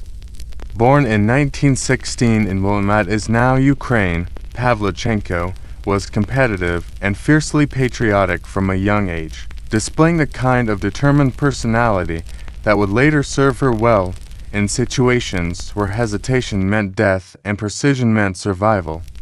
When Nazi Germany invaded the Soviet Union in June 1941, launching Operation Barbarossa with the largest military force ever assembled for a single campaign. She was just 24 years old and studying history at Kiev University, preparing for an academic career that would have kept her safely away from combat zones and political violence. But instead of books and lecture halls, she chose rifles and battlefields, volunteering for the Red Army with the kind of grim determination that characterized Soviet resistance during the war's darkest phases. Military officials initially suggested she become a nurse, assuming that medical support was the most appropriate role for a young woman in wartime conditions. But Pavlichenko refused their helpful suggestions with the bluntness of someone who had already decided her own path and was interested in alternative career recommendations from people who had underestimated her capabilities. She wanted a combat role, and she got one, though it came with responsibilities that would have broken less resilient personalities. Deployed to front-line positions during the siege of Odessa and later during the desperate defense of Sevastopol, Pavlichenko earned her fearsome reputation through methods that required patience bordering on supernatural, physical endurance that defied normal human limitations, and an absolute hatred for invaders who had brought mechanized death to her homeland. She spent long hours motionless in carefully camouflaged positions, lying in freezing terrain while waiting for the perfect shot that would eliminate high-value targets before they could coordinate attacks against Soviet positions. Her hunting technique involved the kind of systematic patience that separated professional snipers from enthusiastic amateurs. With scoped rifles, she studied enemy movement patterns, calculated wind effects and bullet trajectories, and waited for opportunities that might not come for hours or even days. Her targets weren't just ordinary infantry soldiers, but officers, machine gunners, and rival snipers who posed specific threats to Soviet defensive operations. She operated with nerves of steel that never wavered under pressure, patience that bordered on meditative, and shooting skills so precise that German forces began avoiding areas where she was known to operate, creating small zones of tactical advantage that proved how individual excellence could influence broader military campaigns. Her kill count climbed so dramatically that Soviet military leadership eventually pulled her from front-line combat and sent her on diplomatic missions to the United States, Canada, and Britain, where she met President Franklin D. Roosevelt and formed a lasting friendship with Eleanor Roosevelt, who admired both her military accomplishments and her intellectual composure under circumstances that would have destroyed less remarkable people. Pavlichenko used these international appearances to give speeches urging Allied forces to open a second front in Europe, relieving pressure on Soviet forces who were bearing the brunt of German military attention. She also became famous for her responses to Western journalists who asked patronizing questions about makeup, clothing, and whether she preferred skirts to military uniforms, responding with the kind of sharp wit that made it clear she had risked her life for more serious purposes than satisfying curiosity about female soldiers' fashion preferences. After the war ended, she didn't retreat into obscurity or accept suggestions that she should return to purely domestic roles now that her military services were no longer required.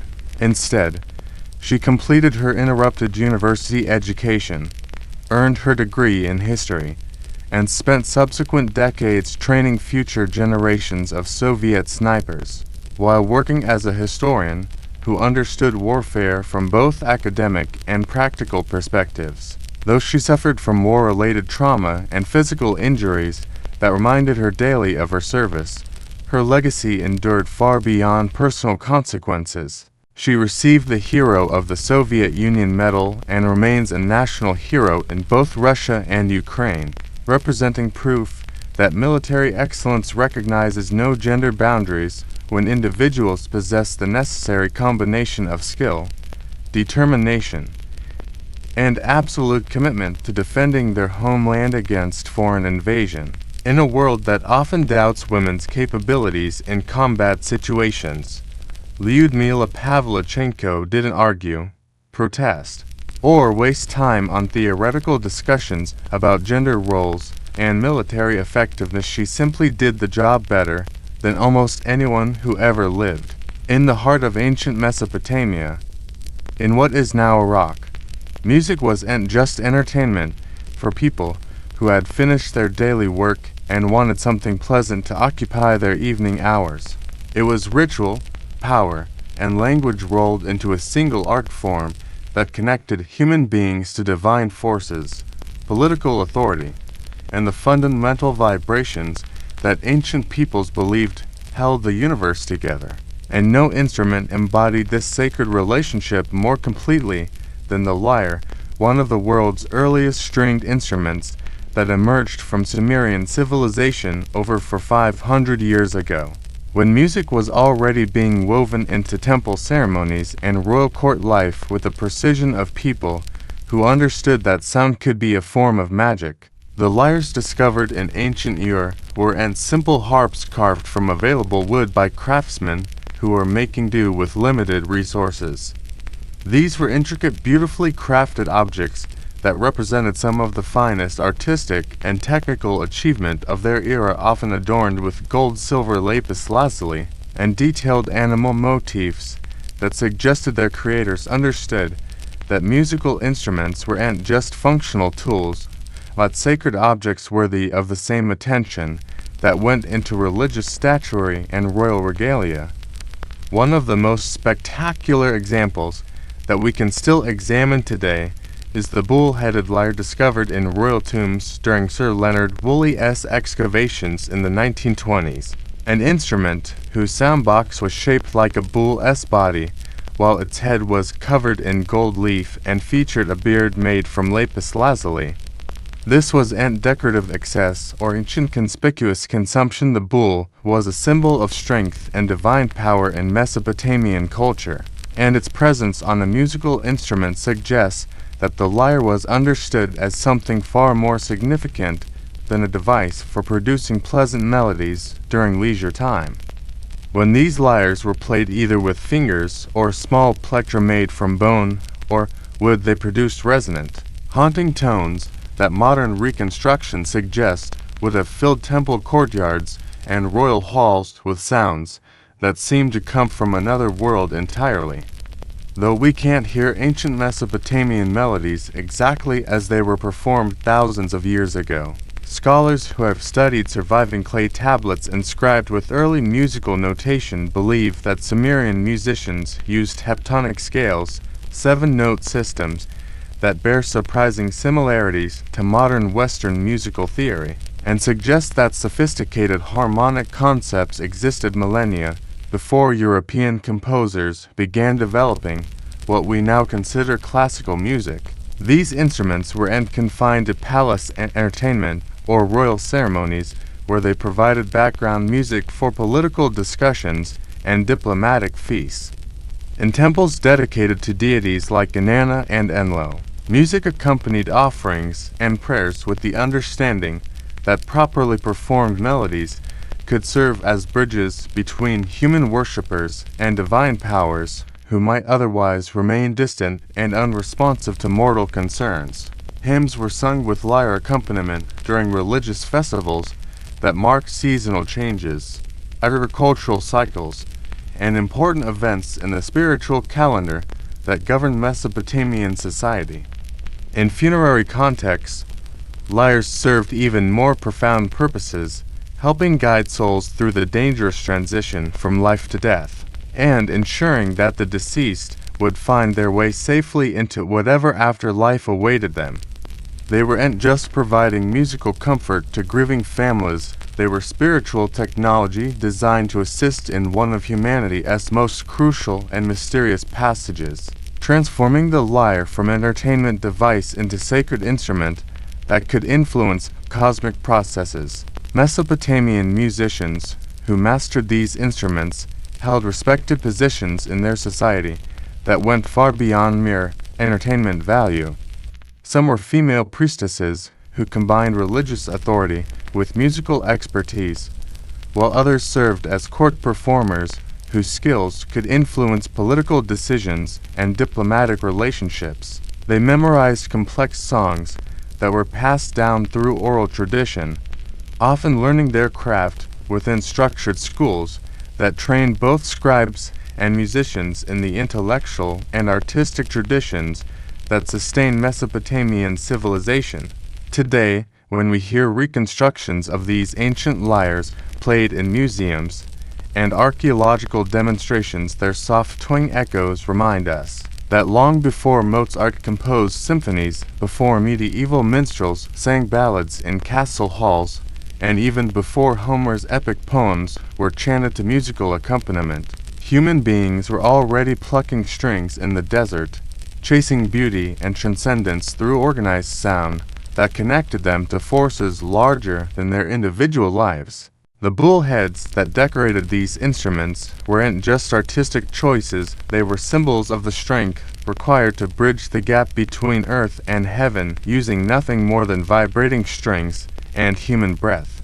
While the lyre sang gently to the gods with harmonious tones that suggested divine order and cosmic balance, the aloes screamed, wept, and danced through the hearts of ancient Greeks with the kind of raw emotional intensity that made philosophers nervous and politicians suspicious. This reed-blown, double-piped wind instrument was no gentle flute producing sweet melodies for afternoon relaxation. It was wild, emotional, and absolutely unrelenting in its ability to stir human passions that civilized people preferred to keep carefully controlled and socially appropriate. To the Greeks, music wasn't just entertainment that filled time between more serious activities, it was ethos, a fundamental force that shaped the soul and influenced moral character in ways that could determine whether individuals became virtuous citizens or dangerous threats to social stability.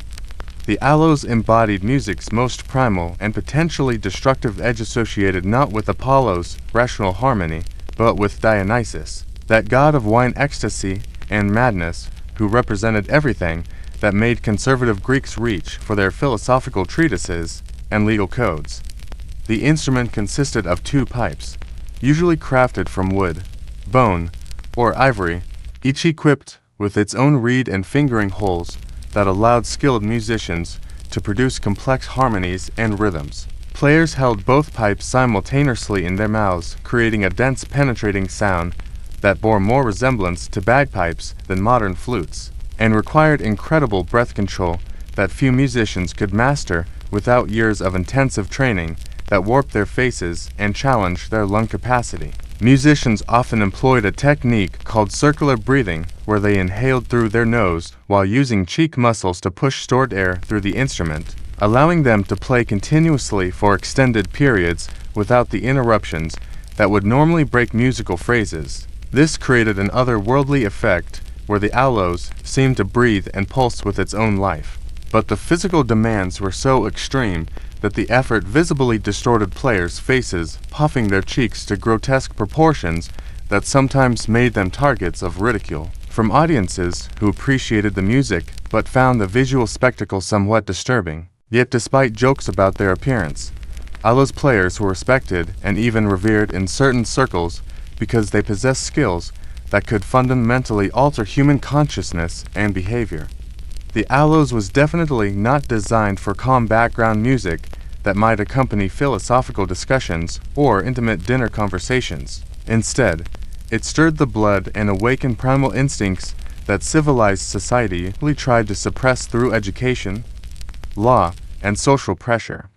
In ancient Greek theater, the aloes accompanied both tragedies and comedies, adding emotional intensity and dramatic momentum to performances by playwrights like Sophocles and Euripides, who understood that properly applied music could amplify the psychological impact of their stories and help audiences experience cathartic emotional releases that were both therapeutic and potentially dangerous. During military campaigns, aloes music kept hoplite soldiers marching in synchronized formation, its piercing voice cutting through battlefield chaos and maintaining unit cohesion when visual signals became impossible and verbal commands could be heard over the din of combat.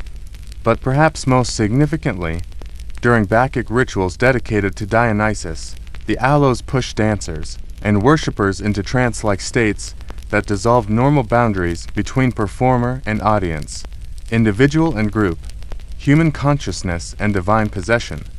These weren't gentle spiritual experiences, they were intense psychological events that could leave participants fundamentally changed by encounters with forces that existed beyond ordinary human experience. Plato had a complicated and somewhat troubled relationship with the aloes that reflected broader Greek ambivalence about music's power to influence human behavior. In his Republic, he famously dismissed it as too emotionally overwhelming for his ideal state, preferring instruments like the lyre and kithara that promoted intellectual clarity and rational thought rather than the kind of passionate intensity that could undermine careful philosophical reasoning and political stability. Yet even Plato couldn't deny the aloes' raw power to affect human consciousness in ways that more restrained instruments simply couldn't achieve. The aloes could simulate sorrow, though convincingly, that listeners wept mimic fury with such accuracy that audiences became angry and generate euphoria so intense that people lost their normal inhibitions sometimes, all within the same musical performance that took listeners on emotional journeys they hadn't anticipated and couldn't control. Unlike the mathematically balanced lyre that represented harmony and proportion, the aloes wasn't about achieving perfection or demonstrating cosmic order.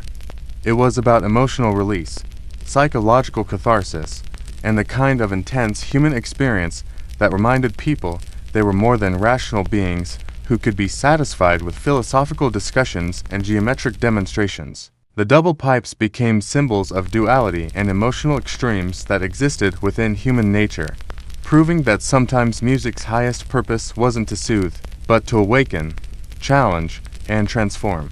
In the ancient courts and scholar studios of China, music was more than art, entertainment, or even cultural expression. It was philosophy in motion, a practical application of cosmic principles that connected earthly existence to heavenly order through carefully organized sound that reflected the fundamental balance between opposing forces. And few instruments embodied this philosophical approach to music more completely than the guqin and guzheng, to string zithers that carried the sounds of dynasties, meditation, and poetic introspection through centuries of Chinese civilization, while serving distinctly different roles in shaping the nation's musical and intellectual identity. The guqin, the elder of these two instruments, possesses over 3,000 years of documented history that makes it one of the world's most ancient musical traditions still actively practiced today. With its 7 strings stretched across a long, fretless wooden body, the guqin produced quiet, subtle tones that might seem almost whisper-like to ears accustomed to more aggressive musical styles. But to Chinese scholars and sages, these gentle sounds reflected the delicate balance between heaven and earth, the interplay of yin and yang that governed all natural processes and human relationships. To the untrained listener, guqin music sounds like meditation, made audible gentle slides between notes, delicate harmonics that seemed to hang in the air like incense, and plucked tones that echo with a kind of resonance that suggests vast spaces and timeless contemplation. But Chinese intellectuals understood these seemingly simple sounds as expressions of profound philosophical concepts that required years of study to fully appreciate and decades of practice to properly execute. Confucius himself was said to play the guqin, believing that learning this instrument cultivated moral character and inner harmony in ways that purely intellectual study could never achieve. In ancient Chinese educational philosophy, mastering the guqin wasn't about becoming a professional performer or entertaining audiences. It was about becoming a civilized human being whose character had been refined through engagement with beauty, discipline, and a kind of patient attention to detail that transferred into other areas of life. The guzheng presents a fascinating contrast to its more contemplative cousin, featuring a brighter sound and more public musical life that made it suitable for different social contexts and artistic purposes. With 16 to 21 strings in traditional configurations, or even more in modern versions, The guzheng was built for performance in ways that the guqin deliberately avoided. Its curved wooden frame and movable bridges allowed for rich melodies and dramatic glissandos that could fill large spaces and capture audience attention with cascades of notes that shimmered like flowing water or distant thunder. Musicians played the guzheng with pleasure attached to their fingers, creating the kind of technical virtuosity that could mimic galloping horses, reproduce the sounds of flowing rivers, or express the emotional complexity of weeping lovers through purely instrumental means. While the guqin whispered secrets to individual souls, the guzheng sang stories to assembled crowds, making it the preferred instrument for banquets, operas, and public entertainments that required music capable of competing with conversation and social activity. Both instruments played crucial roles in ritual and storytelling traditions that preserved Chinese cultural memory across generations of political upheaval and social transformation. The guqin often accompanied poetry readings, philosophical lectures, and private meditation sessions where music served as a bridge between intellectual understanding and emotional experience. The guzheng was deployed in more public contexts, used to recount historical epics, accompany dramatic performances, and provide musical backgrounds for celebrations that brought communities together around shared cultural narratives. These instruments also represented gendered spaces within traditional Chinese society in ways that reflected broader patterns of social organization and cultural expectation.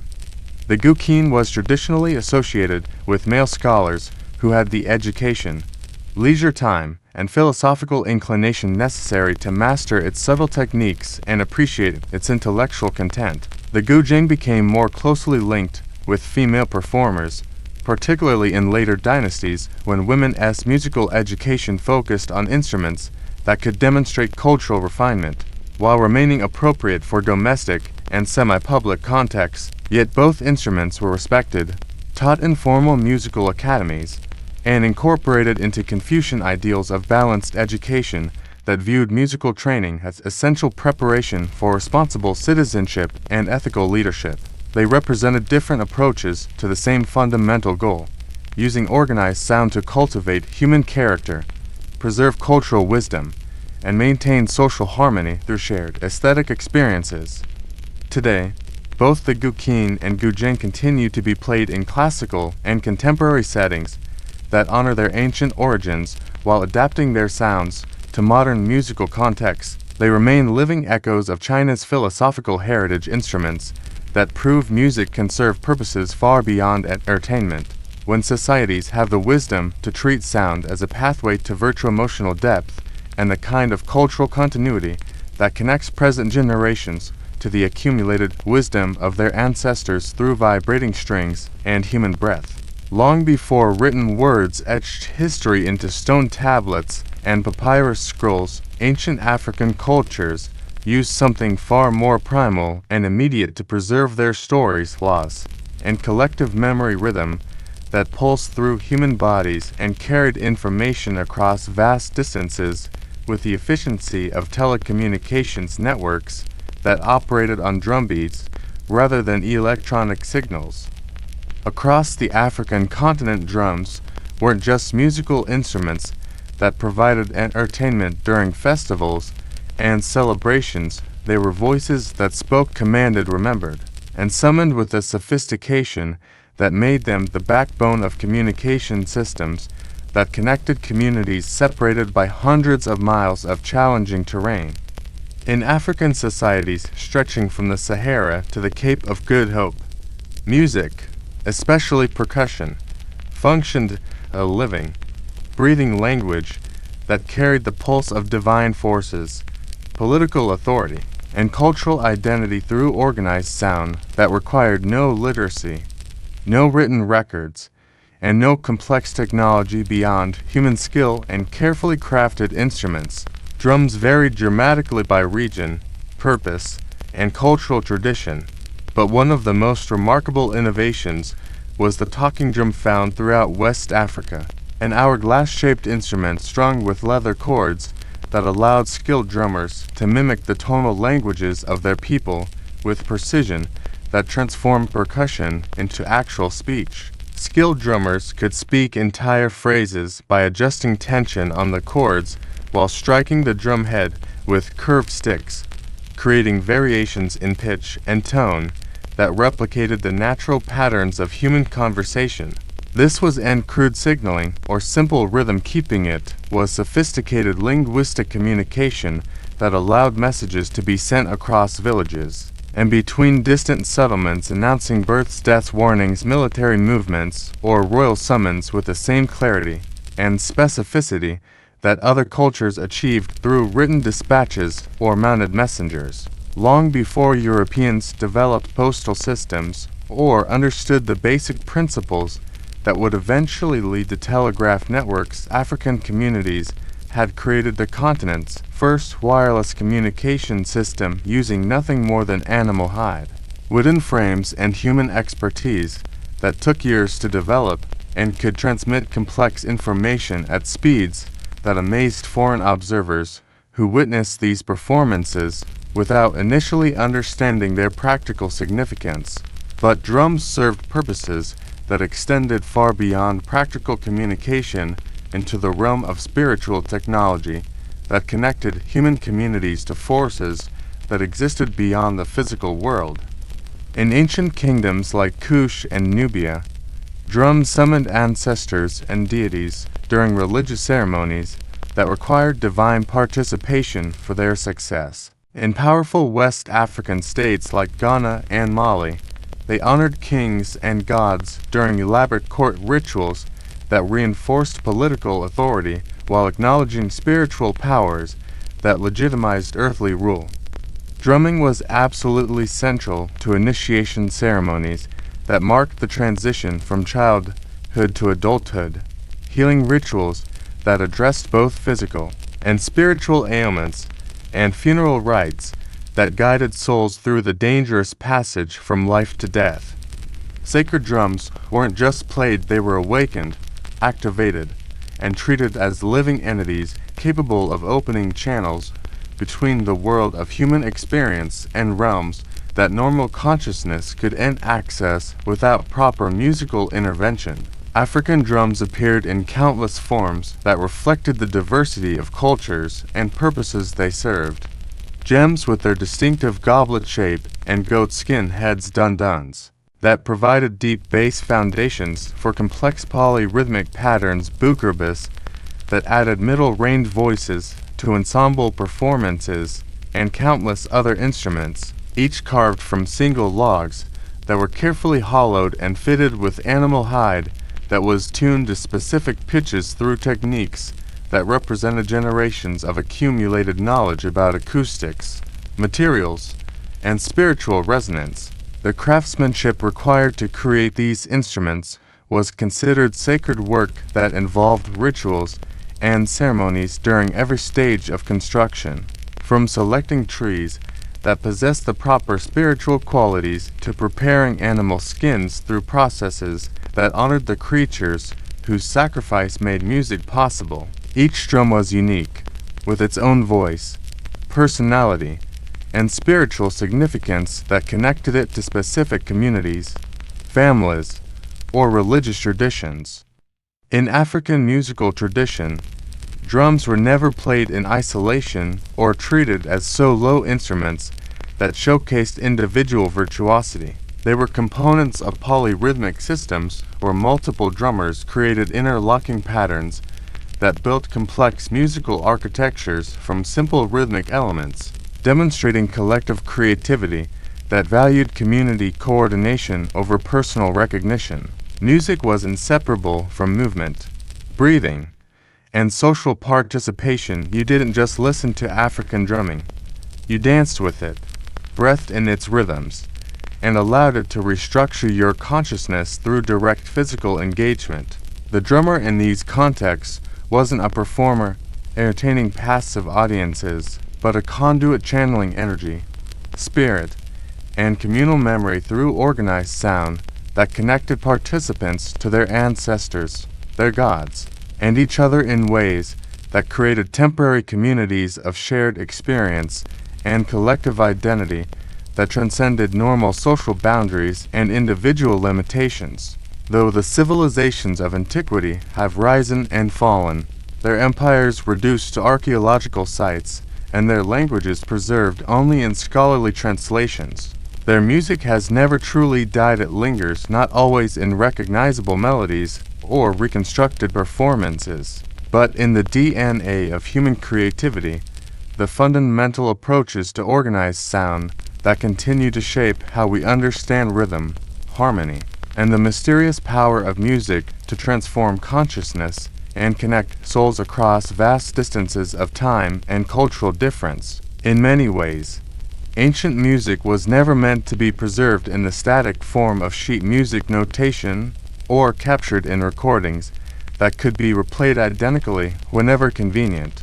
It was designed to be passed through hands, mouths, and hearts in living traditions that adapted to new circumstances while maintaining essential spiritual and cultural functions that made music far more than entertainment. It was ritual, technology, healing practice, and communication system rolled into forms that required human presence and community participation to achieve their full power. Take the Chinese guqin or the Indian veena instruments that are ant museum pieces gathering dust in climate-controlled display cases, but living traditions still played today by musicians who often use techniques that have been transmitted through direct teaching relationships for literally thousands of years. When contemporary performers play these ancient instruments, they don't just mimic historical sounds, they embody them, channeling centuries of accumulated philosophy, cultural wisdom, and meditative practice through their fingertips and breath. Each note carries the weight of generations, connecting modern listeners to emotional and spiritual experiences that their ancestors understood through the same combinations of vibrating strings and focused attention. In Africa, the drums still speak with voices that predate colonial boundaries and written histories. The rhythms of the gem, the call and response patterns of traditional ensembles, the polyrhythmic complexity of ceremonial performances, all of these echo ancient practices that survived slavery, colonization, and cultural suppression because they were encoded not in books, but in bodies, communities, and collective memory that could be entirely destroyed by political forces that tried to erase African cultural identity from global consciousness. Even in the Americas, where indigenous musical traditions faced systematic destruction through European colonization, the haunting breath of Andean panpipes and the thunder of powwow drums among Native American tribes reflect echoes of ancestral voices that refuse to be silenced completely. Some instruments represent direct cultural continuity, others are inspired reinventions of lost traditions, but the spiritual and social functions they serve often mirror ancient purposes that connected communities to land, ancestors, and cosmic forces through organized sound. Modern Western music, despite its apparent break from ancient traditions, actually preserves more connections to antiquity than most people realize. The 7-note heptonic scale that provided the foundation for Mesopotamian temple music also underlies the harmonic structures that support everything from Bach's fugues to contemporary pop songs.